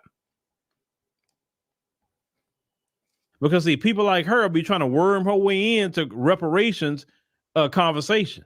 They talking about giving reparations to black people. That's why we shut that down about it can't be for no doggone race. Because you all of a sudden, real quick, you'll drop that Dominican all day long. Say, I'm black. The slave ship dropped me off over there, so I'm black. What are you talking about? I speak Spanish, but I'm black. Bro, you got your reparations, bro. Like I'm sitting here looking at it like they keep playing this little stupid reparations game, and I'm looking at him, bro. You got your reparations. You got your non-black queen. You got your light skin Latina Mexican queen. Okay, you got your reparations, bro. So he's good. He's just playing on his insecure black audience. When these reparations come in, watch, it's going to be 2035. They're going to be saying this crap to you fucking mulattoes out here. When them reparations, you ain't going to get no reparations. Like, bro, give it up. Just why don't you be a normal citizen and work out here? Work for what's yours, right? Why don't you come out here? Why don't you work? Why don't you work and build for what's yours instead of begging your white massa for a paycheck? Nobody owes you a damn thing. And as far as I'm concerned, Phillip Scott, like I shared, you got your reparations, bro. You got your reparations. You got your non-black queen. Okay. Well, before you didn't want to be black, right? But now you're black. But to a lot of black folk, let me tell you, when you for a long time, which I have been saying, and what it seems like, that's why it frustrated a lot of. Get my likes up, guys. Get my likes up. Okay, I see a lot of you or the pro wax. Hit the dislike button. That's all good. Still engagement. You're over here. You're serving your purpose. Okay. But for all you who like the content you're watching, hit the like button for me. Okay. It's simple. It's free. Okay. I'm only telling the pro wax right now to hit the Cash App. If they want to hop up on the panel, shoot me $10. The bar's low right now this evening. I'm just chilling and vibing. Send me $10, hit the Cash App, and I'll put you up on the panel. Otherwise, I don't know why you people cry and complain. This ain't for you. I'm not doing this for you. Okay. But yeah, for those of you who like the content, hit the like button. Do me a favor. Black Americans, when they hear you say, I'm Dominican, I'm not black. I got 2 dogs. I'm gonna talk about one of my dogs. I have a dog that's a beagle, right? Now, I have a beagle and I have a King Charles Spaniel, right? A dog analogy. Very fitting. Very fitting for the Bantu. A dog analogy. Let's see where he goes with this. Both of them are dogs. Clearly, they bark, they scratch, sniff, do everything that dogs do, right? But and we know this is not a scientific audience, and I'm not saying my platform is either. I have a bachelor's degree. I'm not a high-level academic. I just feel like I'm articulate enough. I have, strong passion that I can kind of get my point across in a way that, attracts or scares some people, depending on who you talk to. But I never claimed to be kind of high-level academic. But like I said, I was a subscriber at one time years ago to Phillip Scott show. And I've listened to enough of his content. You look at the way he talks, kind of like a country bumpkin. Like, intelligent people are not really navigating towards his platform. So I look at this kind of like this dog analogy. Like, who the hell are you talking to, bro? And your scare tactics about reparations or the police pull you over, we've heard all that shit before. So what's next, okay? there are 2 different breeds of dog. Difference. So I'm a beagle. I'm like, well, both of y'all are dogs, though. You know what I'm saying? He's trying to equate black people to animals. This is what they do. They call each other dogs. Hey, what up, my dog? What up, my bitch? Because, bitch is a female dog, right? So they equate their own people, their own race to animals, to dogs. That's him talking. Like, a stupid analogy. Talking about, oh, they pull dogs and all this stuff. I'm sitting there like, what the hell's the point, bro? He has nothing to leverage to convince you mulattoes specifically and Dominicans to identify with their proud victim struggle. Dominicans already know what's up. Like I said, I'm doing this. I saw, actually, shout out to Hispaniola History Network. I'll tag him in this video, this live stream when I'm done. Shout out to him because I follow him and I saw he made a community post about a month ago or a few weeks ago based on this video. And I put in the comments, hey, I think I might do a reaction to this. Why not? But over the past couple weeks, I've been connecting with a lot of Dominicans and hopping on some of their panels over on TikTok. And I like what I see. I like what I see. But, and also, like, when I examine the arguments and what people basically try to do to attack them, I see overlap. I see the same exact strategies being deployed against us, Mulatto Americans, that the Bantus are using to destabilize us, to try to get us to be on their side, to fight, all this crap. And they offer nothing. They're not hitting your Cash App and offering you money. Like I'm saying, this whole hood pass or being down or accepted from the hood, that those days are over. You got to come bearing gifts. Just like every other nationality, every other race does that. They seem to pay people and offer resources, but the Bantu comes with empty pockets and pipe dreams, talking to the mulatto. Well, if you don't identify with me, that white police officer. I'm like, bro, on the street I live on my block, I got cops all over the place. I'm pro cop. I'm not a cop. I never worked in law enforcement, but I am super pro cop. So like this idea, they keep pushing this trying to scare tactic, like the police going to pull you over. Pull me over for what? A broken tail light or something? I was pulled over one. Actually, I was pulled over for it wasn't a tail light. It was the license plate light. This was in Arizona. I was driving through Arizona, or it was actually New Mexico, whatever. I was driving through one of those states a couple years ago, and I didn't have my light in. It was for the license plate light, the back light, and I got pulled over. It was at night, right? And the guy just basically pulled me over, gave me a fix-it ticket. So there was no court date, no charge. You just get. So I'm sitting there like, bro, like most of my interactions with cops have been pretty good because I'm pro cop. And I think a lot of times when they see me and they, whatever, investigate or interrogate, however you want to put it, when they talk to me, they realize, oh shit, this guy's humble, calm. He's probably on our side, right? See, I don't act like you people. I don't act like you people. I'm not like you. Okay. So therefore my results are different. So the scare tactics are not gonna work with me. Okay.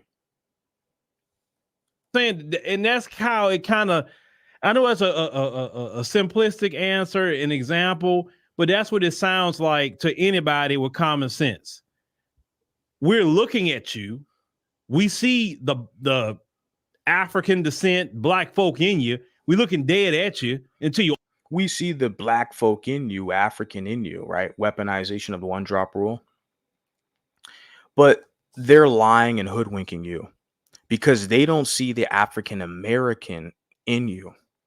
They see, oh, you quote unquote melanated or this or that, but you don't adhere to their same proud victim culture. So they will easily outgroup you and call you a tether whenever it's advantageous for them politically. So don't play this game with them. They'll say that, oh, we identify, we see the black in you, blah, blah, blah. Nah, you let these people know they're not like you and they're acting accordingly. And now you're upset at the results, especially for the women, for the ladies, especially when the mulatto women, they don't identify with you, thereby cutting off access. So now he has to go elsewhere. He's stuck going elsewhere. That's when they're really upset, when you cut off access to them. Right. You open your doggone mouth, right? You saying you're not black, but clearly you are, or African descent. We're looking at you, but you're saying you're not. You're Dominican. But like I said, because race is seen differently in other nations, and I learned that firsthand when I went to Africa. I went to Ghana, West Africa. That their idea and concept of race is not the same as America, United States, because in places like Ghana, where I was at, West Africa, they will one drop you into whiteness, or even a Latina like Phillip Scott's wife. They would call her white in Africa. And I saw that. They called me white man. I've never been called white man in my life. I mean, it's funny because I'm half white, white parent. And like when I was doing jiu-jitsu, and yeah, it happened. There was a Chicano guy there, my teacher, my jiu-jitsu teacher, and some of the guys there, Like they kind of joked about it. Oh yeah, he's half white or he's white and stuff like that. Like they acknowledge that I'm white. So it has happened here in America where they acknowledge that I'm half white, but and these are white people, but they've never full out called me a white man. I've never had that title. And that the first time that ever happened where I was literally called verbatim a white man was when I went to Ghana, West Africa, right? So they'll one drop you into whiteness. So what I'm saying is, in short term, is that the concept of race is different depending on the land you reside in. Dominican Republic has a different, how do I want to say this? I'm going to be kind of as articulate as possible. Not their operating system, just their function of society, how they look at race is different than how United States is. And we have to accept that and acknowledge that if we are quote unquote global citizens. I am an American patriot. I'm proud. I'm a proud American. I love this country, but I like to travel. I like to travel. I could see myself as a world traveler, basically kind of cultured in other, I think as mulattoes, we benefit from that we can kind of adapt to other cultures where we can be cultured, etc. But I'm definitely staunch, proud to be American. But we have to accept the fact that other nations don't look at race the same as us. And a lot of these type of people, like the Phillip Scott show and his camp, they don't seem to get that. They want to force their views on the rest of the world. Well, because the white man in America sees you as black, you got to be a black. That's not how it works in the DR, bro. That's not how it works in these other countries. Let's continue on. Said. That's why a lot of people got frustrated, because you're looking at a black woman talking to you but saying she's not black. Like, okay, well, are you white? So, but at this stage in the game, we're not. But they look at it with that binary nature, because remember, they're trying to get approval from their white massa. So they look at it as a black and white kind of binary paradigm. They don't understand the fact that there's mixed people that exist in the DR. They don't understand the fact that there's Asian people, East Indians, Arabic people, there's multiracials, there's indigenous people. They go by their white masses, 1850s kind of metric, right? That's what I'm saying. They're using a flawed old metric. They don't understand that the world's very vast and there's many different racial groups and ethnicities. And these are the same clowns, this Phillip Scott show, who's going to tell you it's just one race, it's the human race, right? It's usually people that are kind of at the bottom of the totem pole who push that crap. Race is a social construct, right? People who are kind of failing usually go with that argument. That's what we see here. But yeah, he's going to use his binary nature, talking about black and white. Bro, there's other groups out here. And they know damn well, they look at me. I'm not like you people. I'm not black like you. Yeah, African descent or, African mixture. Yeah, for sure. Just like a Dominican woman. But we're not like you, bro. And thankfully, fortunately, people like Phillip Scott and his crowd, the proud colonized, the proud victims, they don't call the shots or make the rules in this society. Thank God, thankfully, they don't make the rules out here in society. Because if they did, if you're mulatto or mixed race, they would put you at the bottom of their group, as they do in these pro-black circles. They have a hatred, a racist, supremacist mindset against mulattoes, and they put you at the bottom of their group to serve them for their acceptance. Thank God these people, they're not running shit in this society. So they can talk on social media all they want, but it's really futile, honestly. Not worried about that no more. We actually cool with you doing that. Please continue to say you're not black, you're Dominican. Please continue to say that, because anybody, and I'm telling black folks this, anybody that reject, their heritage or whatever they're supposed to be, if they reject it, whatever they supposed to be, they reject it. The police gonna pull you over. That's all he got. Scare tactics. And of course, his partner is a Mexican woman. Yeah, you're not fooling anybody, Phil Scott. Write that down. Remember that person and let them go on. Well, like I said, we don't want to see you in the Juneteenth parade. We don't want to. They don't want to see at the Juneteenth parade where they're shooting each other and robbing each other. Like, I hate to put it like that. It's going to sound very negative, and it is, okay? But The facts are facts. Okay, math is not racist. And I put a community post on my other channel, and I was like, look, I respect the fact that they got their holiday Juneteenth. I don't celebrate it personally. I did celebrate it 1 year during my pro-black phase. I just went to a parade, or it wasn't a parade, it was like a festival, whatever, in my town in Anaheim. They actually had a small one there, a couple mulattoes there. But this is before I was kind of in this consciousness. This was like 2015, I think, or 2016. So I did go to like one event, Juneteenth, before it was an official holiday like it is now. But look at Phillip Scott sitting there telling you, don't go to the Juneteenth parade if you don't identify as black. Fuck out of here. I'm not going to go to your shitty parade. What are you going to do? Like I said, I shared a community post where it's like I saw all these videos. Juneteenth was recently, right, guys? A couple weeks ago. There were people, like, there were shootings and crap, and like it's so disgusting, like what the culture has become in this nation, and they never call it out. Some of them do, but they get a lot of flack for it. But it's not called out enough to where they need to do some action and change that crap. How is it that a celebration that's supposed to honor freedom from slavery, but yet you got people showing up to these events with guns and like shoot? It's insane, guys. And this Phillip Scott guy sitting there telling you, if you don't identify as black, you ain't don't come to the Juneteenth festival. What's up, Phil? You gonna bring your Mexican wife to the to the festival? Does she identify as a black like you? See, these people are so full of crap.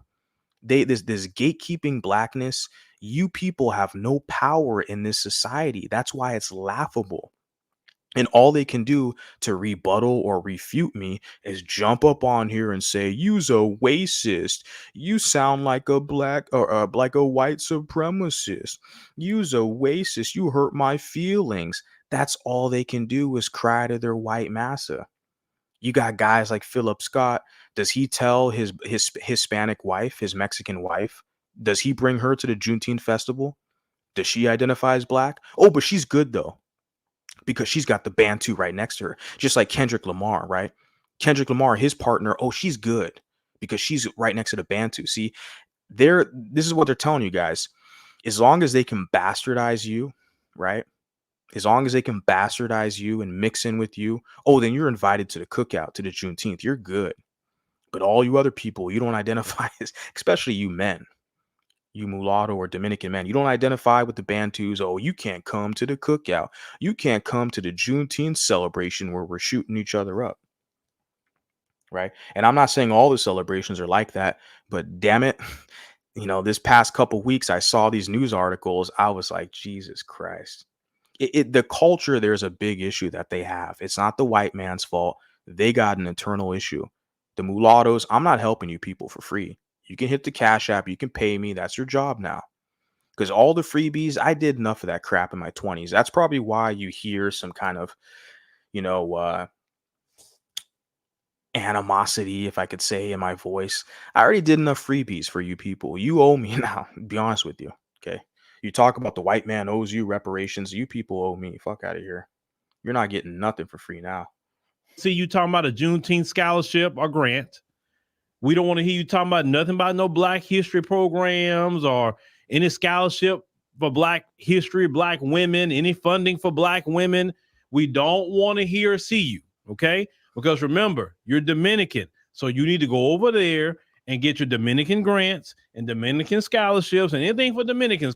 See, he's empowering these Dominicans by saying this. You want to know why? Because the Latinos, since their population is growing, the Dominicans will easily be able to attach themselves to not only the Latino group, but also the multiracial group that's growing in America.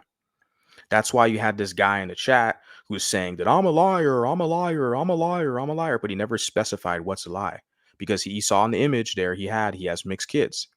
See, they're upset because they realize that the multiracial population is growing. Okay. And we're galvanizing. It's already happening right now, live. Okay. Where our numbers are growing, we're galvanizing. So therefore, there's going to be resources attached to that. And we have something else that we have our own stuff going on. We're not going to go look to the blacks for your little scholarships that your white massa is giving you, your little, grants that the wealthy philanthropist, your white massa, is giving you. Like, we're gonna have our own shit. We're gonna have our own grants. We already have stuff out here for us. Okay. I was able to utilize, I got my college degrees debt free, got my degree, good experience, the university I attended, really good. So yeah, we already have, and like I said, this stuff is only growing. What's out there right now, it's only growing. And so it's funny how they try to pretend like they have something to offer. It's because black people can't get, black Americans in particular, can't get anything that belongs to Dominicans, right? So you need to go. Like I was saying, that yeah, the Dominicans, they're good because they can attach themselves to multiracial and also Latino. That's their birthright. If they're mixed, and they're Latino, right? They can attach themselves to both. They don't need black Americans. That's why, like, this guy here, who's like a political representative, as far as their media, their black media, this guy, Phillip Scott, who's married to a Mexican woman, this is their representation. It's very laughable and embarrassing, I might add. So pro-black, Africa Dysphoria Network, he doesn't go to bed at night with an African woman. It's very embarrassing for you people who follow this guy, right? And yeah, so like the thing is, Dominicans are good because they can latch themselves onto Latinos and multiracials and other populations where they're going to be represented. That's what I'm doing this right now. I'm doing this as basically an advocacy service or awareness for a lot of the Dominicans, especially, like I said, on TikTok, that I've met and have been acquainted with over the past couple weeks. So I'm doing them a favor, and this is only going to be, we're only going to build from this kind of coalition. You can see Mulatto or Afro Latino or Dominican Latino, etc. The olive branches are being extended out. The connections are being made in real time. So when you look at these pro-blacks like Phillip Scott, who hate themselves so much, they want to grift off black people's insecurities by trying to scare them about white supremacy. Meanwhile, he's married to a non-black woman. Like, look, people like you, your influence is dwindling by the day.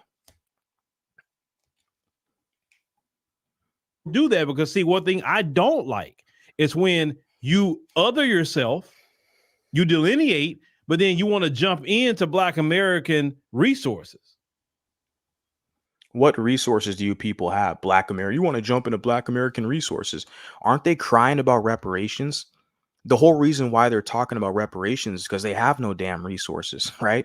They need their white massa and the taxpayers to give them resources. Isn't that the whole point of reparations? What the hell are they talking about? You got Juneteenth. Juneteenth, that holiday, that federal recognized holiday, is part of your reparations. These people, a lot of them, they're too slow to figure that out, that you're not going to get your reparations. They gave you a fucking federal holiday. That's your reparations. They haven't got it yet. They haven't figured it out yet. They still think they're going to get a paycheck. Cut the check. There was some clown who put that in the comment section. Thankfully, somebody blocked him. I probably got to get more mods, but like I said, you guys got to show me. Val has already showed me based off her engagement, her commentary.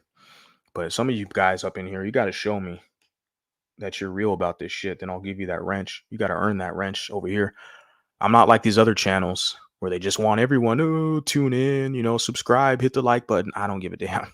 You got to prove to me you're real over here.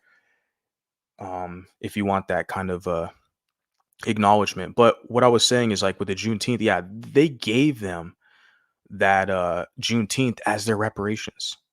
Cut the check. You're not gonna get a check, bro. Your Juneteenth is your check. You got your holiday. I saw this comment here. Shout out to you. Got the South African colored man. I think you're a Cape colored. Shout out to you in the chat. He puts here, speaking on Juneteenth, he said he saw a live recording of people in Birmingham, Alabama, drinking, fighting, and cursing each other out. It does not look like a place I want to be. Yeah, bro. That's the culture. And it's very sad. And that's the culture today. So logical, self-respecting Black Americans, they get the hell away, man. It is what it is. I see it. A lot of them, they get their passport. They kind of, immerse themselves in other cultures because the civilized Black people, Black Americans, they realize there's a major problem going on. where the collective of the culture is pro debauchery, pro degeneracy, pro victim, and they realize that they can't win if they operate like that. So a lot of Black Americans, they get the hell out. But my question is to these pro Black Americans like Phillip Scott, see, they kind of get out because he married a Latina woman, right? They kind of get out, but at the same time, they're still trying to make a buck with their Black American audience, trying to like, give them, put a target on the back of Dominicans and mixed people and cry about white supremacy all day. So I'm like, well, what the hell is wrong with you, bro? I thought you married a Mexican woman. Why don't you live in a different community, gated community, and live your life? Like, why are you still pushing this pro-Black victim crap? Like, I'm very suspect of these type of guys. It's kind of this, I guess you could say, dual allegiance, because he doesn't lay in bed with an African woman, but he's talking about global Africans and you got to claim Black and get the reparations and all this shit. Something's not adding up, guys. Something is not adding up. Let me continue on, guys. Fair use. That's my thing. You want to go to an HBCU and say you're Black at an HBCU? I'm not going to HBCU, man. I toured Howard University back in 2015, and one of the facilities, the buildings they went to, they didn't have an AC. I went there to tour in DC. I was like, screw that. I toured other campuses, and where I'm from, California, I was like, bro, I'm going to stay here in Southern California, right next to the beach, Pacific coast, perfect weather. So I was accepted to go to Howard University, private university. I applied, I toured the campus. I was like, oh, this could be a good school. Thank God I didn't go. I'm happy with, like I said, debt free, got my college degree. I'm good. I had a great experience at the university I went to. I was like, shit, I made the perfect choice, man. The campus, beautiful campus, that Pacific coast, that coastal kind of breeze, the Pacific Ocean. I'm good. Yeah, this HBCU is laughable, man. Who the hell is trying to knock at the door and go to those HBCUs? Like I said, I was accepted to Howard, which is their top school. Howard, it's named after one of their white masses, a Union soldier, right? I was accepted there, but I was like, yeah, I'm good. I'm a California guy, so I'm going to stay over there with the good weather. HBCU.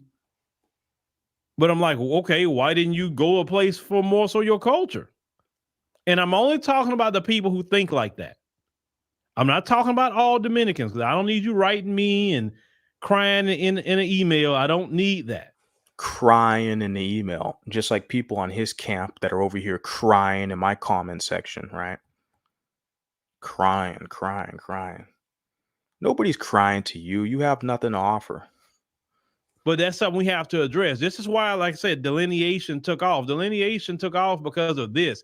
It's not people on the continent that started it. It's not that people in the Caribbean themselves started it, or people in Latin America started it. It is the immigrants that came here that were doing that for a long time. And so now Black Americans say, okay, we're doing. He's stuck in a quagmire. Like I mentioned, his channel name is called Africa Dysphoria Network, where he's talking about this global Pan-Africanism, Black people from around the world for their little political grift, when we know Black people around the world are very tribalistic, right? So he's in a quagmire because he's trying to call out this whole tether component, what they call the tethers, right? He's calling out this component, but he's talking about, Black Americans, reparations, HBCU, Black people. And like I said, he has another channel called the Black Delegation, I believe, or the Black Congregation, some crap like that. It's like Black American Christian stuff. He's an interesting quagmire, but he has enough. He's been doing social media for years. I think he started out as like a reaction channel, Black Manosphere kind of guy, because he got his first partner was a Black woman. I think he got a divorce or whatever. It didn't work out. So he was kind of talking crap about, ghetto culture and Black women.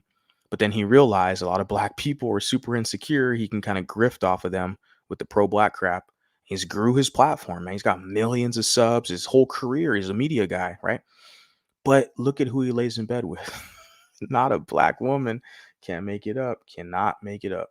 Doing this thing We're focusing on reparations. We're focusing on different things for our community, and people are crying foul. Our community. Focus on different things for our community. Who is your community, sir? I'm just curious to see who is your community. The white supremacist, the white supremacist. Oh, that's right. Your community. That's the Chicanos, right? The Mexican Americans. Or oh yeah, that's right. That's your community now, sir. Yeah, yeah. It's too bad that the pro-wax, the proud colonizers, haven't figured that out yet. That's his communita now, right?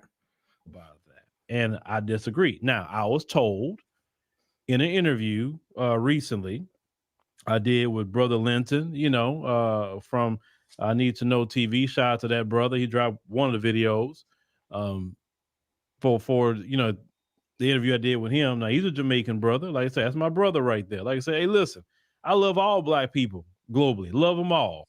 He loves all black people, loves them all. But for whatever reason, out of all the black people globally, he loves them all, guys, right? Out of all the black people he loves globally, he couldn't find just one. He couldn't find just one of them to bend his knee for, put a ring on, to marry, to call his wife. He loves all black people globally, all of them. But he couldn't, and there's billions of black people around the planet, but he couldn't find just one to make his wife and partner to commit to till death do us part. Isn't that the wedding vows, right? He couldn't find just one, but he loves black people globally. Do you guys see the grift here? Or am I just a hater? Am I just a bad guy that, whatever, I guess I am, guy. Never said I was the nicest guy, but I am going to call a spade a spade. You're damn right. Yeah, he loves black people globally. He loves black people so much he couldn't find one to call his wife. Yeah, yeah. Very typical of the pro whack. Very typical. Let's get back into this. We're about 2 hours almost into this. I'm not going to finish this whole clip. As you can see, I'm only like 21 minutes into this. I'm going to play a little bit longer, but I will share the clip. I'll put it in the description so you guys can watch it kind of at your discretion. But I think I've kind of gone over enough commentary where you guys kind of get the gist of what the dealio is, right? What else do I have to say? Do I got to hurt some more feelings or what? I mean, I could drop the link, but I don't know. I don't know if I want to talk to some of these clowns, some idiot who's in the chat earlier. It's like, bro, if you're not going to cash at me, if you're just going to talk crap, I don't want you people over here bastardizing the whole operation. I'm not going to invite you up in here to talk to you. All you people do is make the whole discussion about you and how you're such a proud victim, how we all just have to identify with you so you can get help because white supremacy is so bad for you and all you want to do is kiss your white masses butt. We already know the drill, bro. Like, you people are trying to waste my time over here. That's why I don't even know if I want to drop the link. Fuck that. If you're a brother or sister, I'm gonna rock with you. I'm even gonna defend you, right? If you're on some family business, but now if you acting like I'm not you, I'm better than you, like, well, forget you then. You know what I'm saying? But you see, it's funny how he says that nonchalantly. Forget you then, because you think you're better than me. That's what you Bantus have done with these mulattoes. You've told us that you're better than us, okay? And we're acting accordingly. Shout out to DC. Right on time, right on cue. She puts a comment here. The Kendrick Drake beef is definitely about race. Kendrick brought up race first in his first diss of Euphoria. Exactly. So they bring up race and say how we're not authentically black, that we're not like them, that we're mixed or that we're confused or something. They want to act like they're better than us. So the mulattoes are like, man, fuck you. Forget you, bitch. I'm not dealing with you. You're not going to pay me. Hit the Cash App. What the fuck do I need you for? See? And now they feel a certain type of way about that. They don't like it when people exercise that same type of influence over them. They want to be able to do that to you. And see, they're going to find out with these Dominicans, right? Like I said, the Dominicans they have a lot of more, they have more advantages. The reason why They have a culture, they have an additional language, a lot of bilingual, they have Spanish, English, they have a culture, and they have a homeland, an island they can basically retreat to if need be. Not only that, they have the Latino designation that they can uphold, and then they have the multiracial or the mulatto. A lot of Dominicans have the black designation if they so choose to, but you're going to find out moving forward, a lot of them, they're going to be like, I'm good. That's what they're mad about, right? The Phillip Scott crowd, they're mad because they're not going to identify as black, right? When it comes to we are yes, we all come from different places. We do. And we all should work together. No matter where we come from, we should work together. And I'm not against working together. I will work with black people globally. I'm going to, because one thing He'll work with black people globally. I don't want to put it back to this, but he couldn't work well enough with a black woman to make her his wife. I always bring it back to that because that is critically important when you examine this, because you guys know me and my content. Like, I don't care who your partner is, who you're dealing with, right? It's not my business. I'm using it as this example for this guy. I'm not going to be hypocritical. I'm going to say, because this guy is not a part of my audience, and it's to point out the fact that he's a hypocrite. He's so pro-black, talking about how people identify. You can't come to Juneteenth if you don't identify as black. Well, what about your wife? Right? What about your wife? Are you going to tell her don't come to Juneteenth, right? Because she's Mexican, she doesn't identify as black. Well, I'm saying for me personally, yeah, I just want to make that point. Let me just stop right there. learn over the years, you rock with the people that rock with you, and you stay away from the people that don't. I don't care where they come from. I don't care if they're a black American like me in my lineage and heritage. I don't care if they're a distant cousin. And also, like, the last time I talked about Phillip Scott was I did like a review because he was talking about the Creoles. Remember, he's like, oh, they want to preserve their color. The Creoles are getting with other Creoles because they want to preserve their color. So I did that stream. It did a lot of views, right? A lot of people watched it, just like I'm guessing this one is too. And let's check it out when the stream ends. In the next couple of days, you're going to see the views are going to rack up. There's going to be a lot of people that are going to tune in. I'm not going to tag Phillip Scott. I don't care about this guy. I'm not trying to clout chase off his platform. But what I'm saying is I'm doing this video on Phillip Scott because he has mixed kids from his Mexican partner. So, and just like the guy that was in the chat has mixed kids, right? Saying that I'm wrong, I'm a liar. They're heavily invested on mixed people like Creoles and Dominicans. They want to use us as proxies and political tools for their pro-black agenda. And I'm always trying to point that out specifically to mulattoes, because in the United States, a lot of mulattoes get caught in the crossfires. They're trying to find a place to belong. They're trying to find their tribe. They don't know where they fit in. And they feel like it's easier to fit into the black group if they do all the heavy lifting. But it's never going to end. You're always going to do more work than them. The blacks can just show up and be a degenerate savage, a fucking punk, okay, a mark. They can be a scumbag like a Sexy Red, selling drugs, hurting people. They're going to be accepted amongst a collective of black society because they're black. They're only going to question you if you're mixed or mulatto. And I'm trying to let these mulattoes know, look, you see the position. They're trying to position you to be a subordinate to them. Don't waste your time. Don't waste your time. If you don't like my delivery, you think I'm too mean or I'm too racist or anti-black, you don't have to listen to me. Go do your own shit. Start a channel, social media, go do your own thing. That's cool. This isn't for everybody. Only the real are going to be over here tuning in, watching it. This isn't for everybody. Not everyone can stomach this shit. I get that. I never said I was the nicest guy. I'm not the smartest guy. Right? I'm not the prettiest. I'm not the wealthiest. Not the all this stuff. I'm just a normal guy with some balls and a microphone that's going to call a spade using my life experience, my voice. We have a voice over here now. The mulattoes have a voice. You can say all that incel shit and you're short and bald and incel. It doesn't matter. The mulatto women are still listening. They like the content. People are still listening. They like the content, period. We're going to keep rocking and rolling. Let's finish this off. Let me go a little bit more further with this. I don't care if it's the folks Latinos, Asians, Arabs, whoever. If you don't mess with me, I don't mess with you. And if you mess with me, I mess with you. It's just bottom line. Because I don't have time to waste with nobody.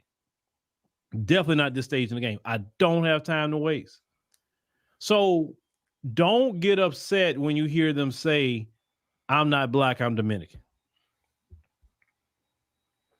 Don't get upset no more. I think. But isn't he kind of upset doing this video? He's like, oh, well, you can't ask for reparations then. You can't come to Juneteenth then. He's trying to like deny blackness to Dominican woman who doesn't identify as black, but he'll let his non-black, non-Dominican Mexican wife to the damn cookout to Juneteenth, right? Right? You see how they try to gatekeep blackness, but we laugh at you because you're not even a man to be respected. You're a grown black male.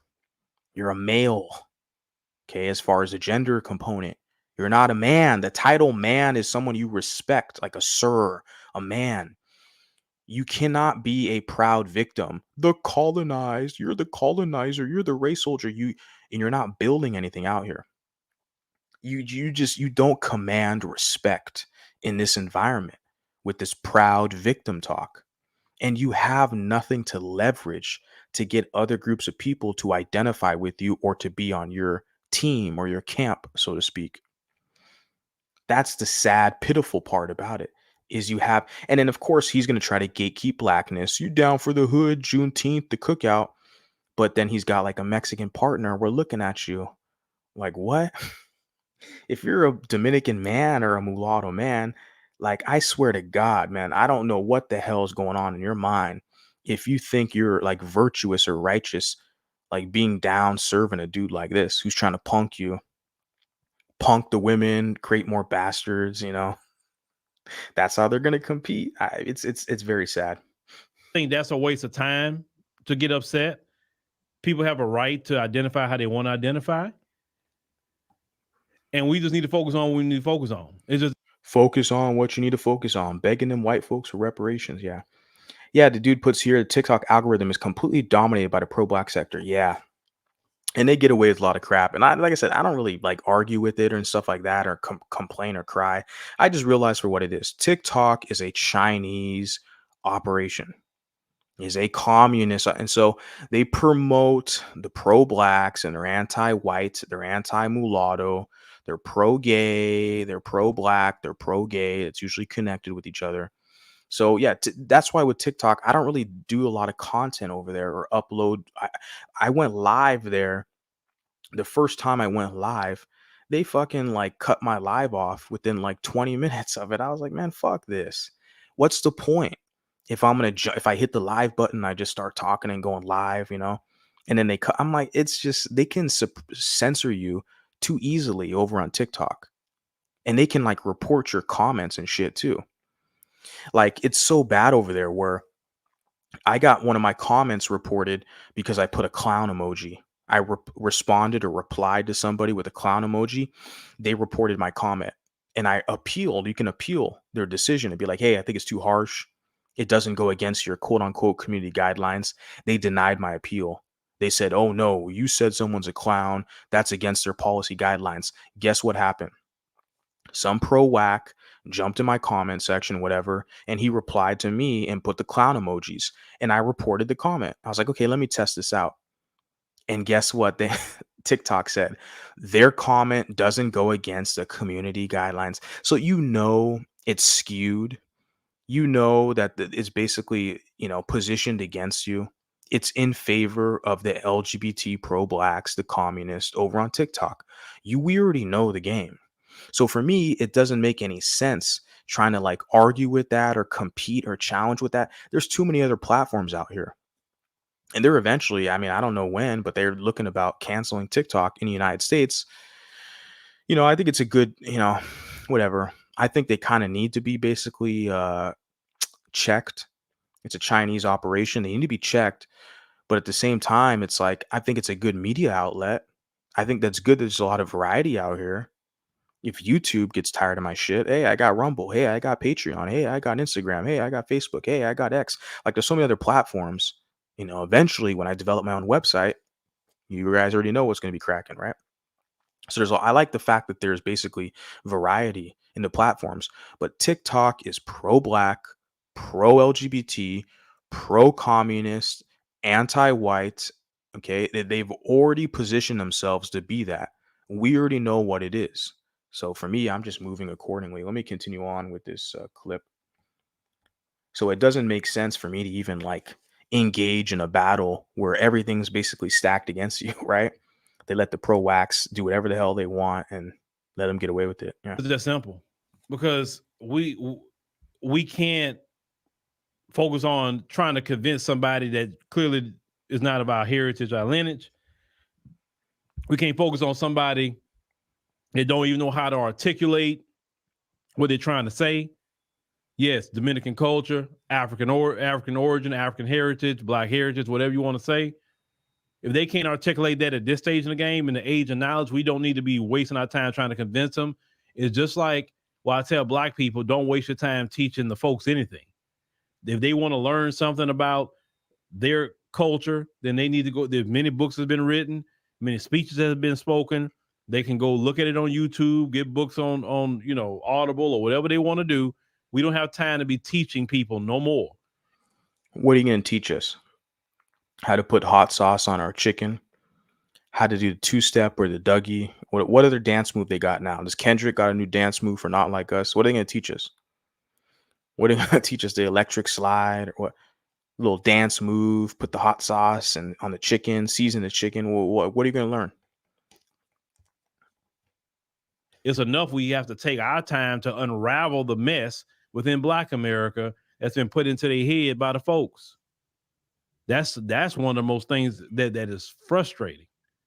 We got to see, he already got his reparations. How he solved his problem, the whole kind of racial question per se, how he solved it is by getting a non-Black partner. Like I said, I always laugh at this. Like, he already got his reparations. That's his solution. They have their solution for this racial problem, so to speak, that they look at it as a problem. I'm mulatto. I'm mixed race, so I'm not like you people. So I don't have the issue. I'm not a colonized individual. So like they look at it as just basically mixing in with other groups to solve the whole race thing, right? To eliminate race. There's no such thing as race. We're all human. Oh, okay, yeah, that's fine. That's cute. Okay. But why are you talking about all this Black shit if race isn't real? Like, why do you turn around and talk about all this Black crap and, they not like us. You give us reparations. We victims. Oh, but race is just made up. Well, what the hell? Which one is it? See, you want it politically to benefit you when it can benefit you, which I don't fault you for that. But the unfortunate reality is a lot of you people, you're not that smart. You're not bright. Where you can't trick and fool people to the way you think you can. Like we're on some street corner. You're going to be some pimp or some hustler like Tariq Fraud Sheed. You're going to smooth talk and shit and try to finesse people out of a coin. A lot of you people, you're just not that sophisticated with your grift. Like everyone sees it. You want the non-Black women. You want to bastardize other groups, other races of men to compete with the men. We get it. We see it for what it is. Unravel like that block that's in a lot of our heads. So last thing we're gonna have to worry about is some woman saying that she ain't Black, she Dominican. That's the last thing we need to worry about. The last thing, nonchalantly playing it off. You did a whole live stream, sir, because of a Dominican woman who didn't identify as Black. You guys see the effery and BS that's going on? This guy, popped up this whole live stream. Look at this right here. Dominican woman's message to Black Americans. Subscribe. Dominican woman tells Black Americans to stop. He did this entire live stream about a Dominican woman who doesn't identify as Black. And he's trying to play it off like a fool nonchalantly. The last thing we're going to worry about is a Dominican woman not identifying as Black. Bullshit. They're more concerned with, like I said, with the women not identifying as Black than the men, because they already look at us as competitor males. So he wants his light skin, non-Black preference, especially if they're mixed or non-Black. So yeah, they're upset when the women don't identify with you because they're cutting off access to you. Okay. that block that's in a lot of our heads. So the last thing we're gonna have to worry about is some woman saying that she ain't black, she Dominican. That's the last thing we need to worry about. Seriously. Because sometimes I say that we waste time on side quests. You know what I'm saying? We instead of focusing on the main thing, we over here focusing on little small things. And that's distractions. If Black Americans, like I say, hear her say that, they saw her on video, and then they just leave her alone. They shun her. Like, don't say much to her, walk on. When I was in like these Dominican spaces on TikTok the past couple days, I see these like pro wax in there. Some guy, the username Bantu Wizard, the other guy's username Afro Unity. And this is a Hispanic space. They even got like Mexicans and other like Hispanics in there, like Dominican space. Like they have their own spaces. And I even was on a panel the other day. I was like, hey, I'm an outsider here, but I sympathize with a lot of you guys because the same tactics that Black Americans use to gaslighting against you, they use it against us, Mulatto Americans. I get it. So I identify with a lot of what you guys are going through and you're saying. I like it. And yeah. So it's like, and I'm seeing these random interlopers, these pro blacks, like this guy Afro Unity. I'm like, why the hell are you guys here? And they're not women too, they're guys. Well, there are some women who jumped up in there, but I'm seeing these guys. I'm like, why the hell are you guys here, bro? Like, shouldn't you guys fix your fucking community? Okay, your shithole community. Why don't you fix that? Why are you worried about what the Dominicans, Latinos, and mixed people are doing? Well, you guys are talking about us. You're talking about us. That's media, social media. You people talk about us all the damn time. A lot of Black people are talking about right now. This boxer, his name is Danny Garcia, because he went on some like racist rant on or anti-Black, let me be specific, rants on Twitter or X. So a lot of Black people are talking about him. It's like, look, you people talk about other people and they're upset that we're talking about them. And then it's like a plausible deniability. Now they're jumping in the chat.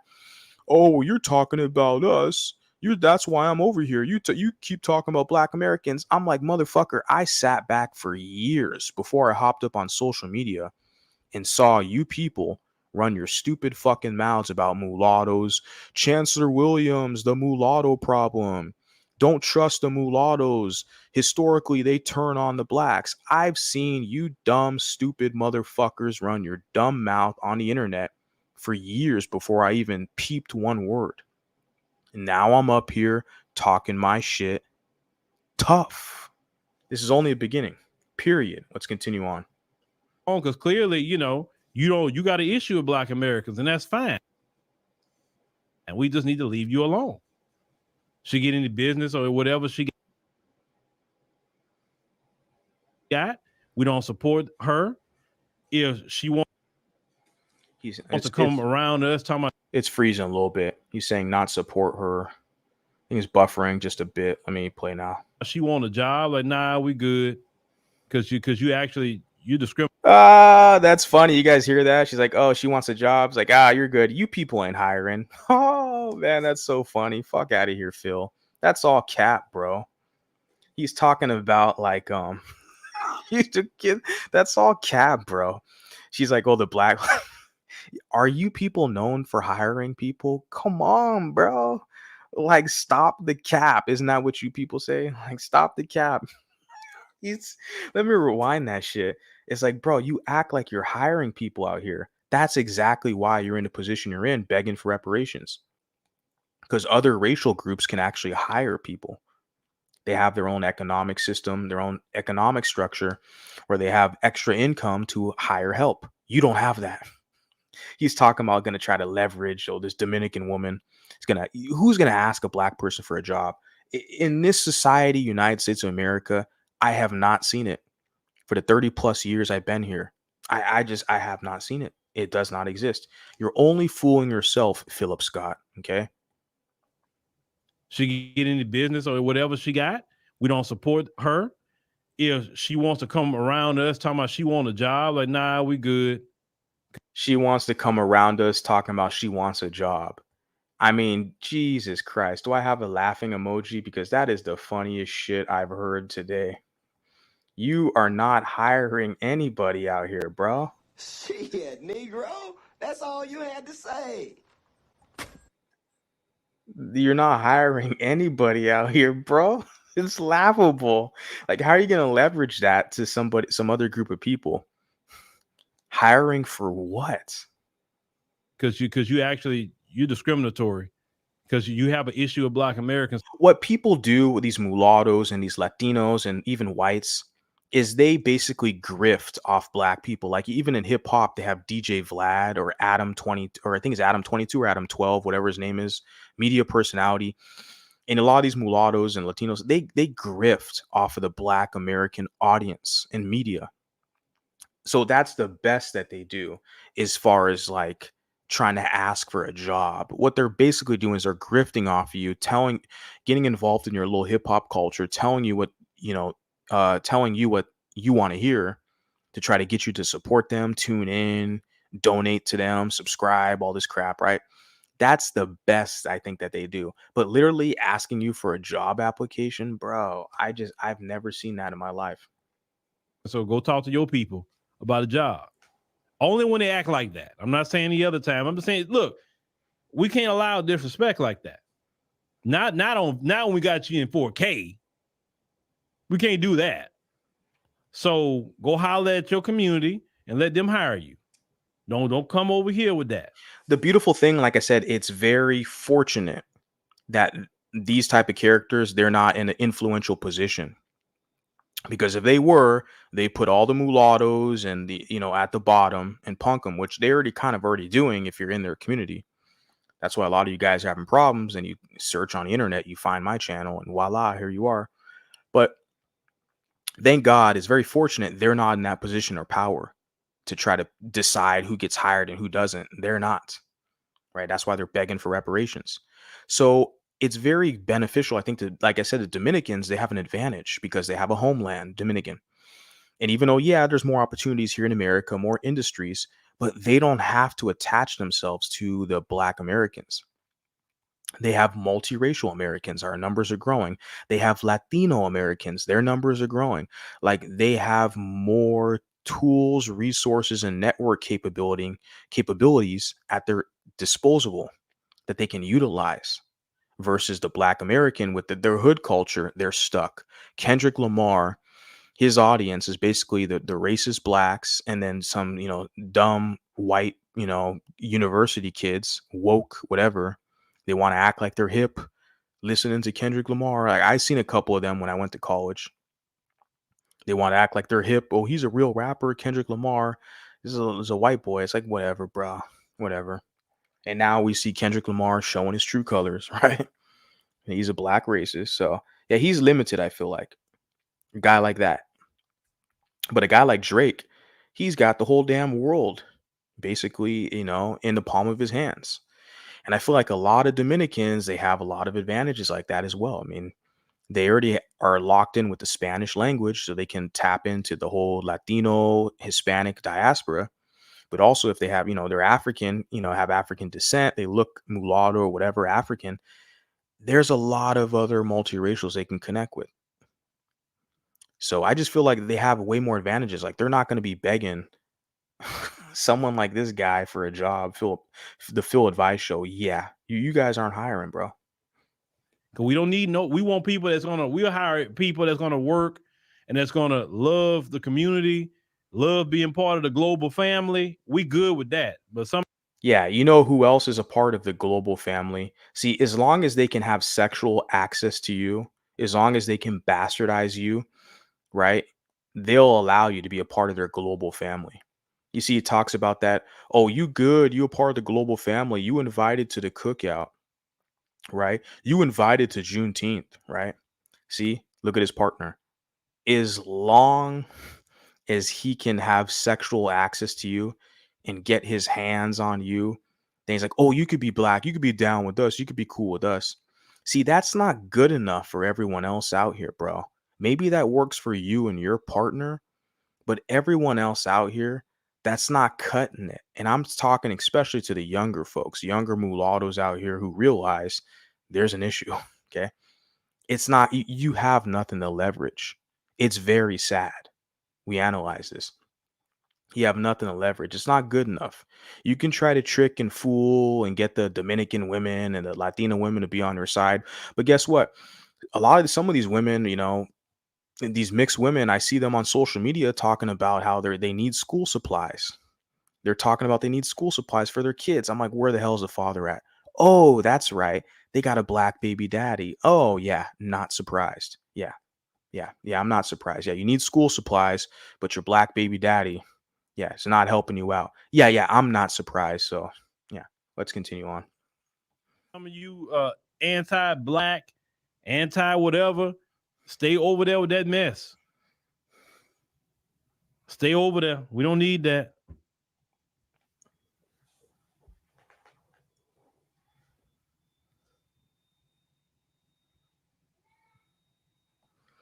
So at this portion is like halfway through. I think he's just basically going to read some of the comments. He's looking at the chat. So I'm pretty much going to end it here. And we're over 2 hours right now. So I'm going to drop the link. Let me just play a little bit longer and then I'll drop the link for you guys.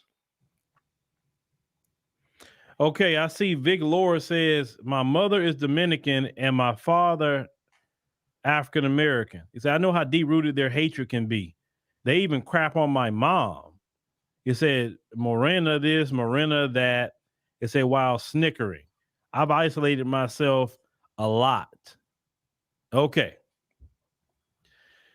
I remember there was a video I covered of this Dominican. I say she a sister because she's recognized she's black and everything. See, they'll accept you a part of the global family. This guy who's married to a Mexican woman who's not black, he's like, oh, I'll recognize you as a sister if you acknowledge you're black. You see how that works? What about his wife? Well, you guys already know what his wife looks like. See, this is the tool that they use to weaponize the one drop rule to get you to be a political servant for their agenda, their pro-black agenda. Very flawed strategy. But see, like I said, they can use that more so with the women. I feel like it's easier to manipulate them.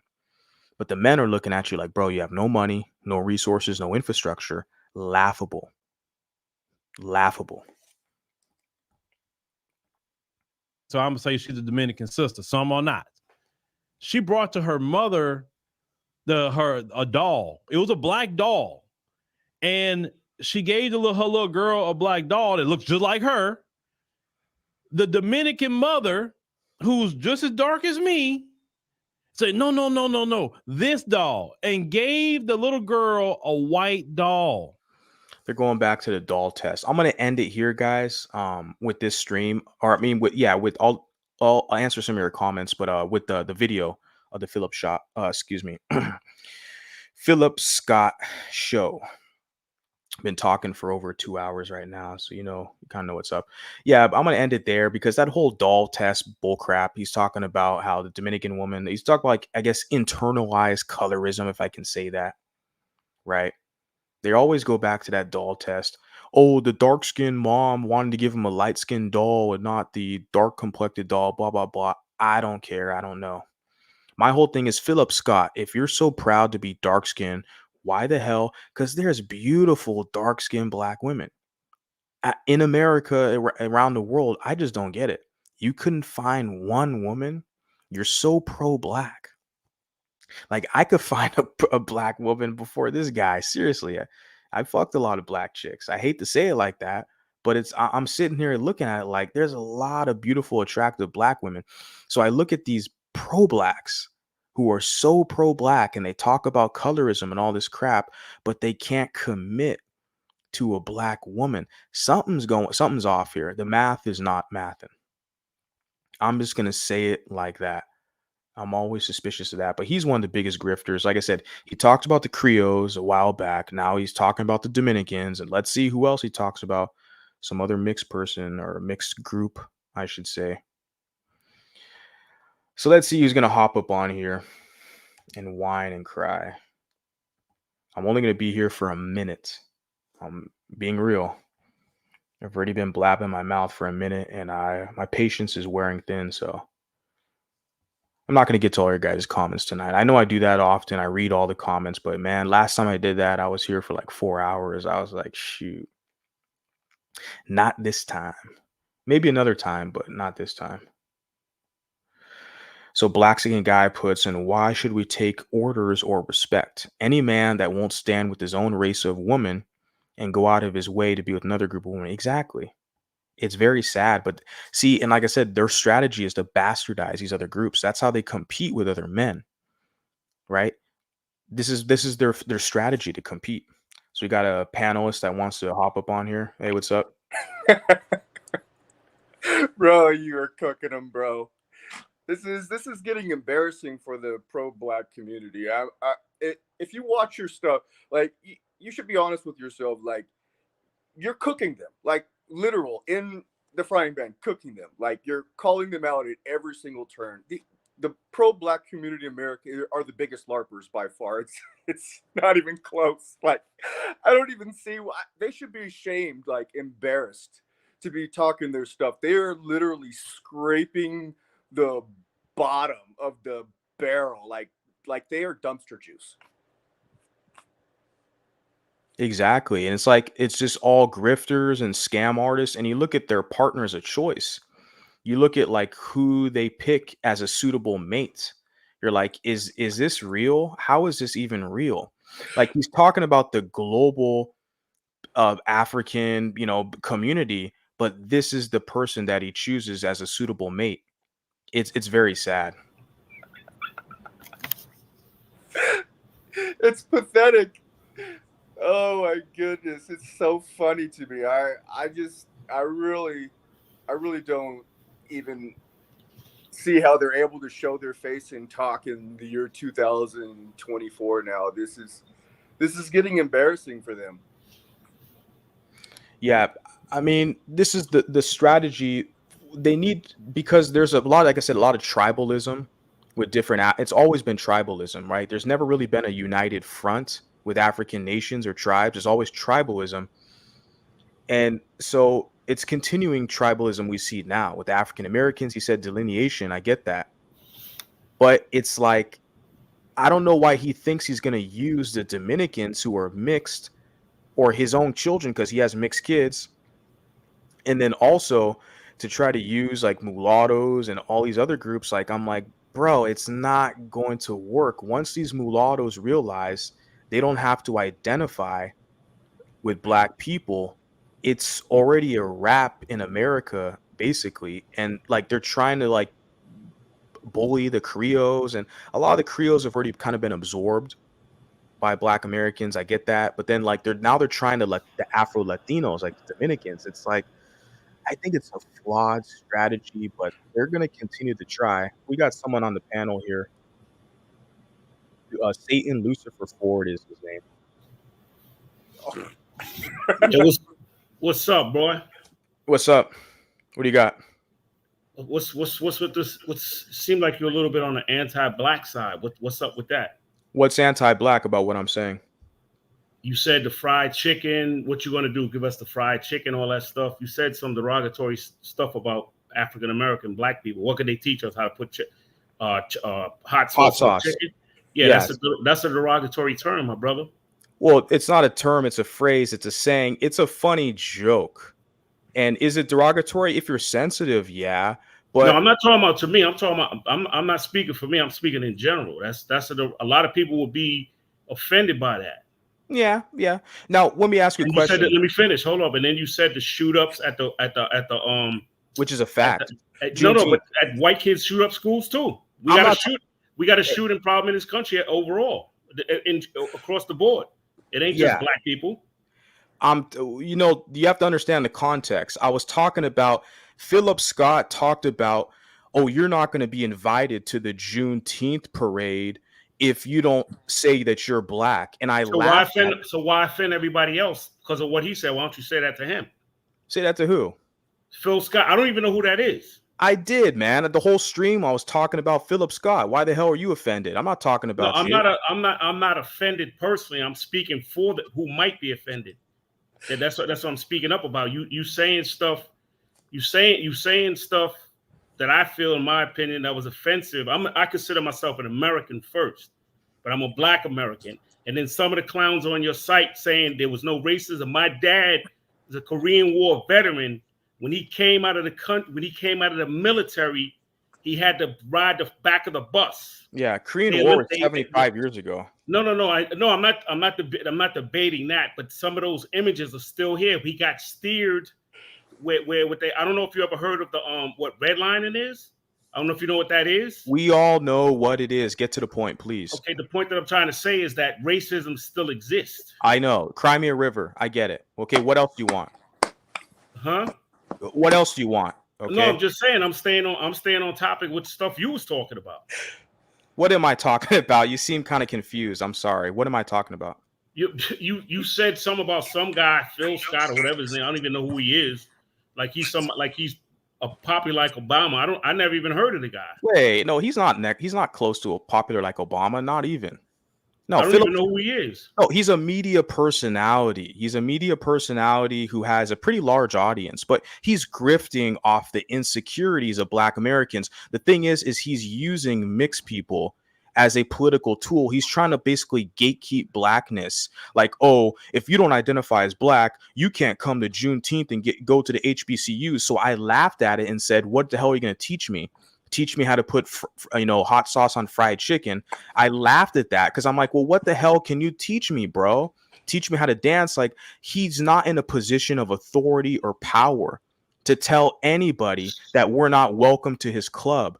I'm not trying to be a part of his club. That was the whole. I don't know why you're offended, bro, but that was my whole position. I don't take it personal. That's what I'm trying to say. I'm speaking for the people that might be offended by what you're saying, because like what you're saying, like you. Why are you caping for them? If they had balls, they would hop up on here. Why are you caping for them? If they had balls, first of all, you said you wasn't going to put nobody on. I went off and came back. I was on early and I came back. Well, at first I said yeah, because I kind of was like, I'm kind of bored. I don't want everyone agreeing with me, but whatever. I mean, you're up here, so you're good. Go ahead. Where I come from, we call you a colorist. But see, women usually, bro, as respectful, you're a man. I'm saying this. Usually women have that argument because it's about desirability politics. They're talking, and I've already mentioned like at least 5 minutes ago. I was like, bro, I've been with a lot of dark-skinned Black chicks. Like, I have no issue with the skin. My father's dark-skinned Black.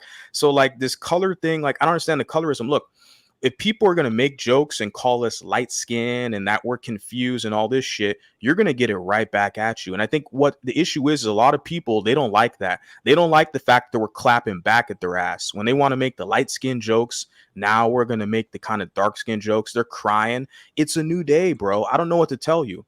But I don't have an issue with anybody's skin. First of all, mulatto is a derogatory term. Well, you're out of here. I said this at the beginning. When I started this channel, I was like, when you guys come with this dumb, stupid shit about trying to talk about this mulatto stuff, you're done. Okay? We can have a good, conversation, intelligent people. We're not going to take 5 steps backwards. We've already gone over this crap about mulattoes derogatory. Moving the goalpost, changing the subject. I gave you an opportunity to talk and you failed miserably. Moving on to the next. Go ahead. Barbecue chicken. He didn't like the fried chicken part with the hot sauce. He didn't like that one. He was offended. And I was like, oh, well, he's sticking up for people who might be offended. Where the hell are they at? The link is dropped. They could hop up on here. But see, when they, like I said, when they go back to that mulattoes derogatory, get them up out of here. They're trying to deny you your identity. Get them up the fuck out of here. Okay, that's it. Go ahead. Right. Basically, what they're saying is hate your white parent, deny everything. It's so evil. They're teaching their kids to hate one of their parents. I don't understand what their rationale is to saying, oh, don't say mulatto. It's basically conditioning and gaslighting their kids to hate one half of what they are. Yeah, hate themselves. Yeah, hate themselves. Yeah. It's very pitiful. An infant. It's so evil. It's wicked. Yeah, it's very pitiful and despicable, but this is their only strategy because they're operating from a powerless position. That man, or male, I could say, he was older than both of us. I'm in my mid-30s. I don't know. You're in your 20s or 30s? I just prefer to just be 25. You're good. You saw the guy. I didn't share with the public what he looked like, but he was cammed up, right? Did you see in the backstage what he kind of looked like? I couldn't see anything. I didn't see anybody's image. I just was like in the backstage just by myself chilling. Oh, okay, no worries. Yeah, because I could see he was cammed up, but I didn't. I was afraid that he could have kind of, they call porn bomb. There's like Yeah. trolls who jump up and try to show porn to kind of get your platform screwed up. So I basically blocked his image out. But Yeah. he was, overweight, black male, probably in his 40s or 50s. But he talked about his like parent or somebody in the Korean War. I was like, bro, that's like a long time ago.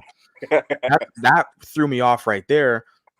But he was much older than us, and he talked like someone who was powerless. Like, it's all this victim crap. Like, he had no authority to leverage to talk about, listen here, son, you could do this and do that to learn. He wasn't trying to educate me. He was crying about, you said hot sauce on chicken, you sound like a colorist. I'm like, bro, the colorism crap is more so a female argument.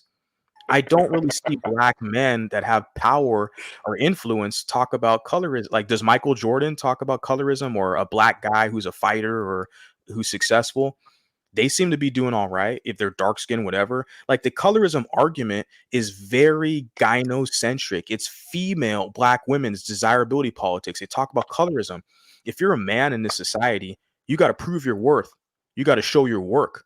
People will acknowledge you basically based off your work. As a man, you got to produce.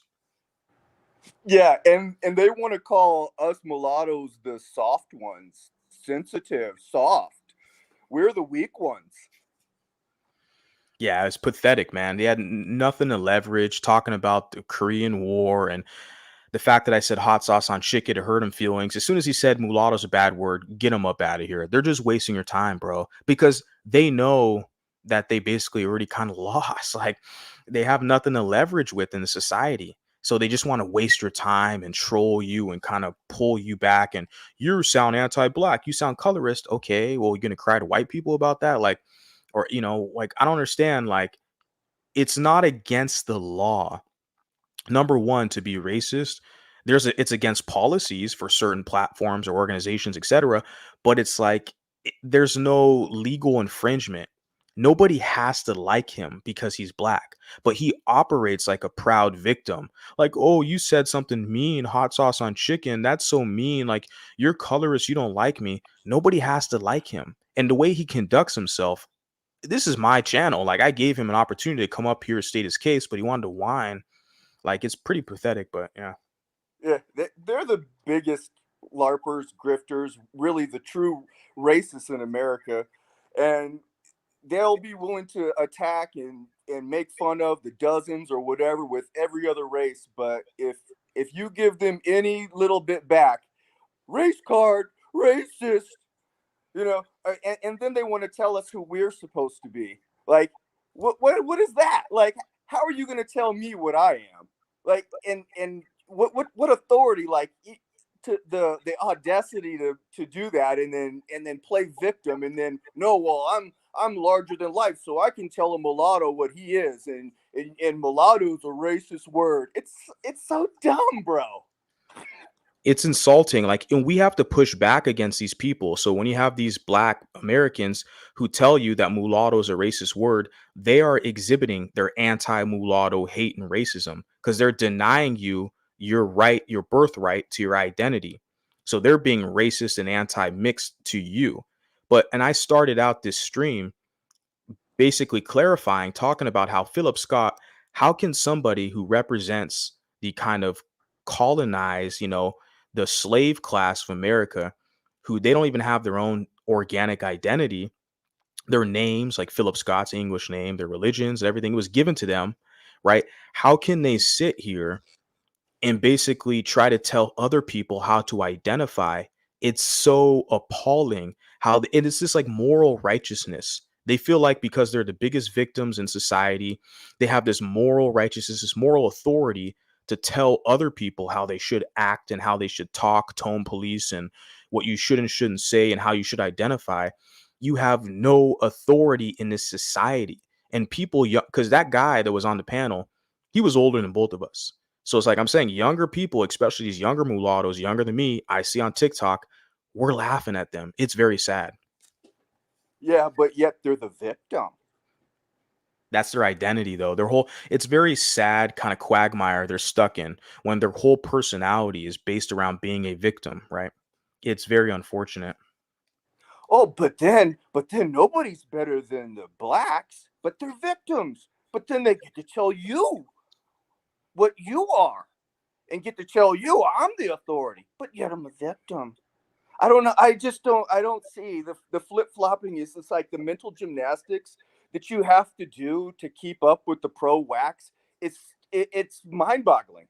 It's like there's no logic to it.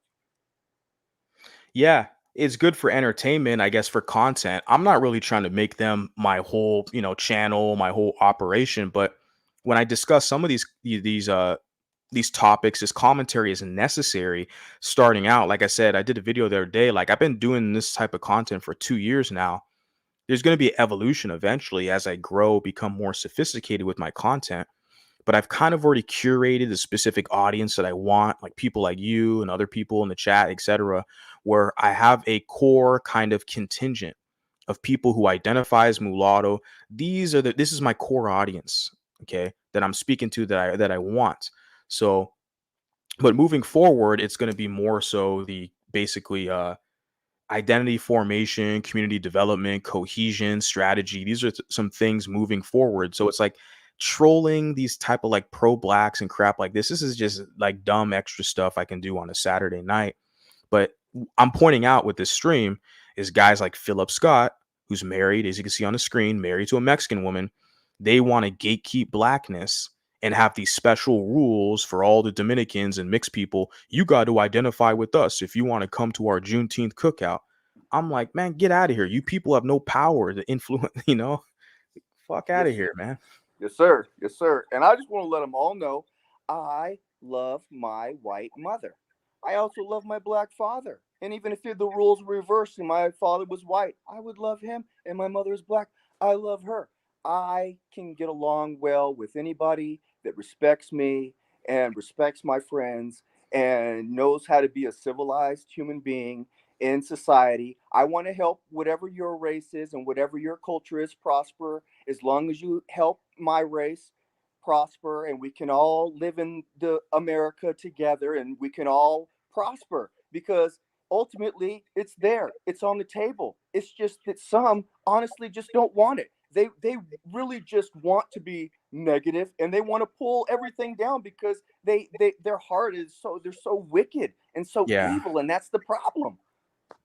Yeah, you're absolutely right. Yeah. And they feel comfortable being down and being in that sunken place. And they want to bring others down with them. Cause like you said, I'm open to do business with anybody and help other people as long as it's a mutual exchange. If there's reciprocity attached to that, if it's a fair exchange where I get something out of the whole ordeal, I'm willing to do business and trade and advocate for other people too. But we're being put in a position as mulattoes to be subordinates under a losing class of people in this society. It's not working out for us. The young people are waking up, realizing like this is not working out. Look at this comment right here. He puts Enlightened Hope puts mixed light-skinned men are threatening to a lot of African American, Caucasian, Hispanic men, etc. because of women. This is why we are being attacked and our masculinity is being slandered. What do you have to say about that? What the light skinned men are being threatening a lot of African American, Caucasian, Hispanic because of women. This is why we're attacked and our masculinity is being slandered. Uh, I guess, yeah.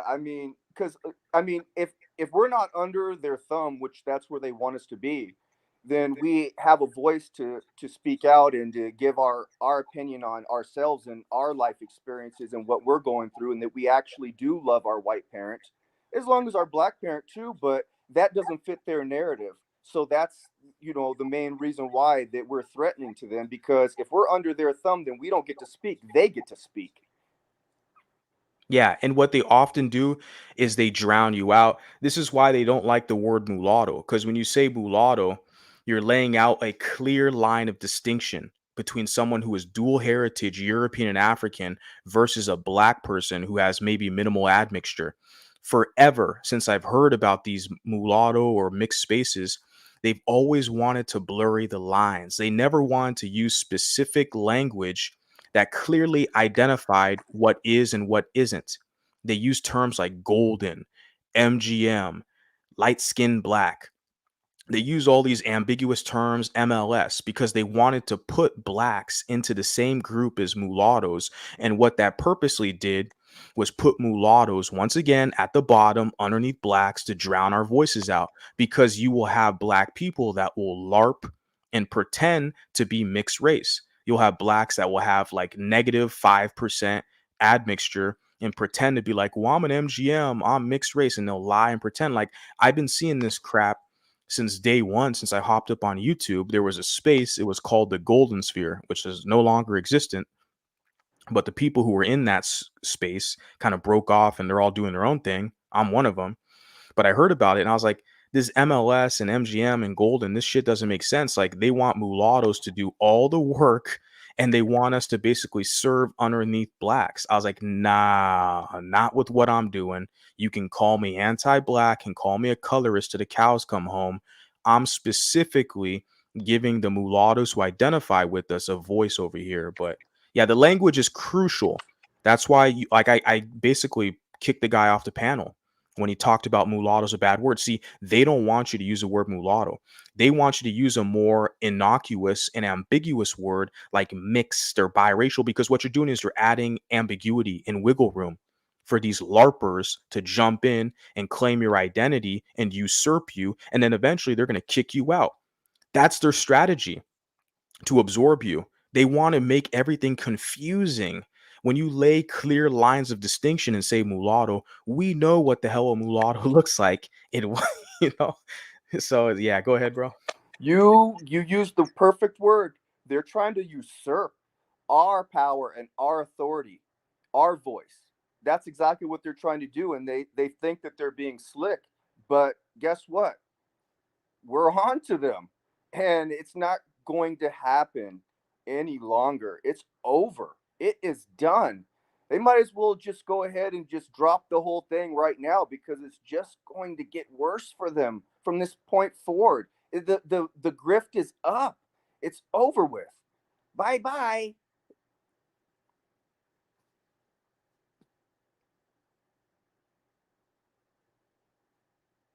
You dare mock me, ape?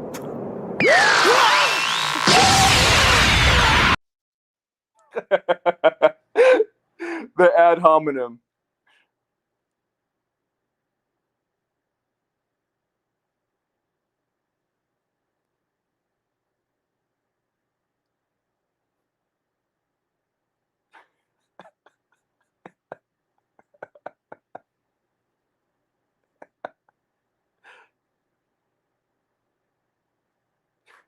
Ad hominems, bro.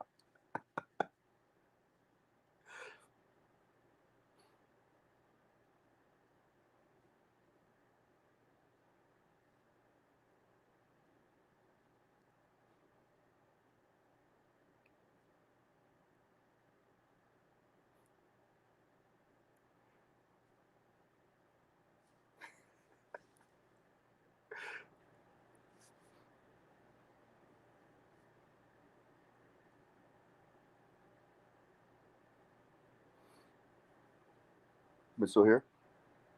Can't hear.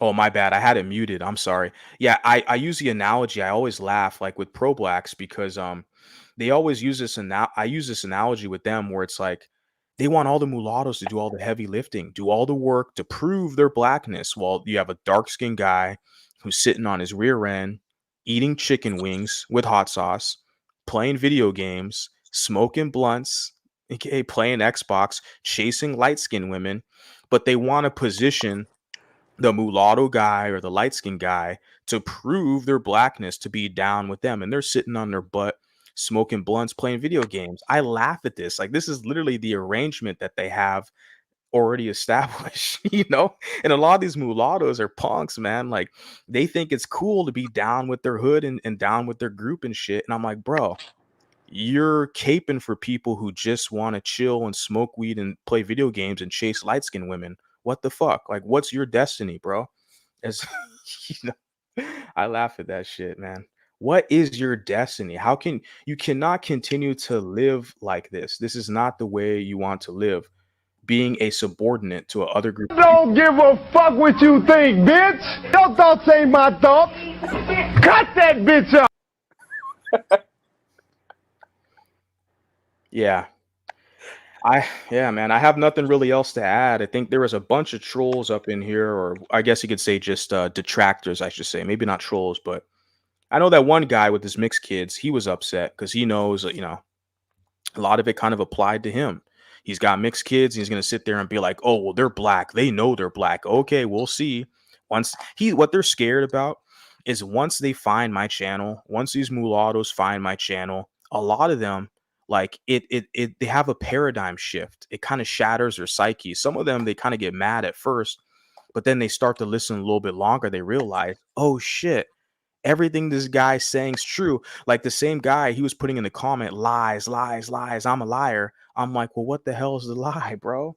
They can never say what the lie is. There And is a no lot of lie. There is no lie. They're the ones that are doing that to their children because it's called Stockholm syndrome. Because you get a child and you brainwash the child into hating their white parent and telling them that they're black and telling them all the plights and of the blacks, but really they're doing that to brainwash. They're so evil. They're doing that to brainwash so that they have Stockholm syndrome to where they're going to get mad at somebody like you calling them out on all of their grifts and all of the LARPs that they're pulling. And so they might attack you at first, but maybe hopefully if they keep on hearing it, that they can break that. It's called Stockholm syndrome. You align yourself with the oppressor. And that's what their parents have done. That I'm not saying parents, maybe I don't know where the mother's at in all this, but that guy is being evil and he's brainwashing his mulatto children into Stockholm syndrome. That's what it is. He's evil. Yeah, you're absolutely right. A lot of them do that. Like they look at us as being tools for their benefit, literally. Like, and they deny us personhood by them literally saying, "Oh, mulatto is a slur. It's a bad word." They're denying you your personhood. That's why you have to be firm and assertive with them when they pull that crap. If they're against the word mulatto, just get them out of here. They're on the wrong page because they already know what time it is with this channel, everything. So I don't have patience for that. And I'll be diplomatic in some cases, but if they're going to challenge my identity and my race, just get them up out of here. They're not paying me money. I don't have to deal with these people. But yeah, man. You're right, bro. And I see you, man. You taking off like a rocket, bro. And I don't know what your financial where you're at, but if you're not rich right now, bro, you're about to be so rich, bro. You're about to just take off, bro.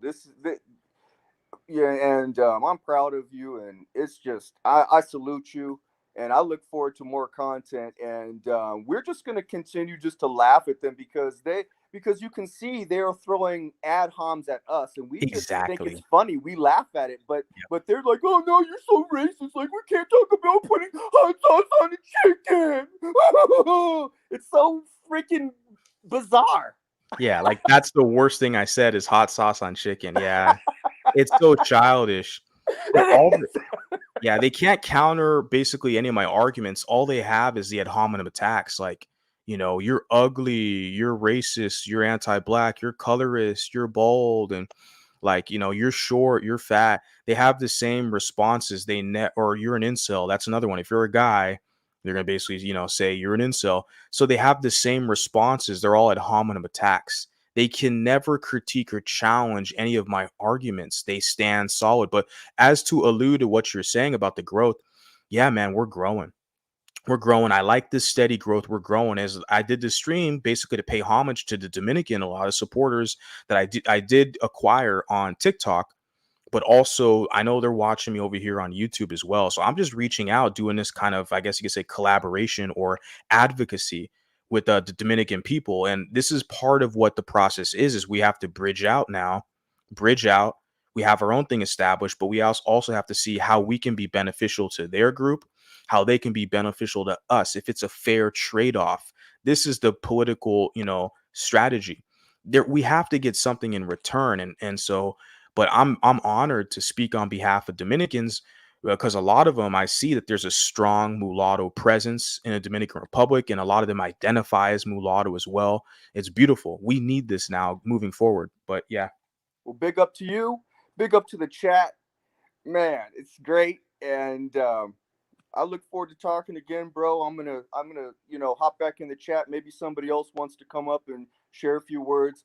I don't know if I'm hogging up all the time here, bro, but it was great, man. I love it, man. Great live, another one. I know there's gonna be many more to come, and yeah, I love you, brother. And yeah, let's get it done, bro. I appreciate you, man, and I like your T-shirt, man. Show the crowd, show the audience your T-shirt. I like that. I love that. Yeah. Salute to you, man. Salute to you. I respect that. Big ups to you, man. Appreciate that. Hey, thanks for hopping up on here, man. All right, MV. Talk to you later, bro. Cool. Peace.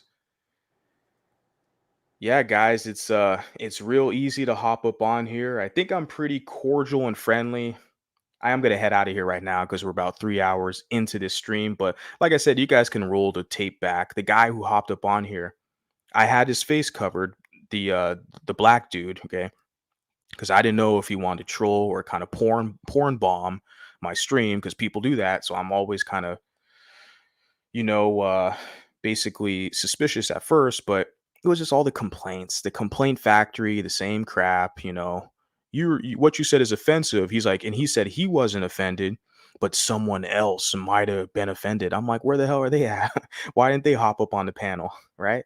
It's just, I'm kind of over it, bro. I'm over it, but I can't use it for content. But like I was telling the gentleman who was just on the panel who stepped down, where it's like, moving forward, I already have the mulattoes that I see up in here, even the colored people, like gentleman here, shout out to you, introverted smile. So we have international multiracials, essentially. Got the gentleman, Cape colored gentleman from South Africa. We got people here.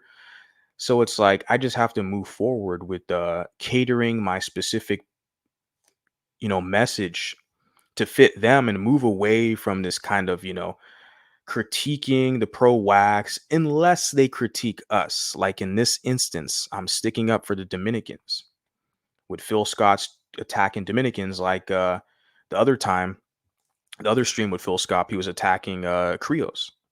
So it's like, we have to show these other groups as well that we see them and that we're going to advocate for them as well. But just wanted to lay it out there. Yeah, it's been swell, guys. We're about at the 3 hour mark. I'm going to cut it off right now, and make sure you guys hit the like button, and I'll see you guys pretty soon. Peace.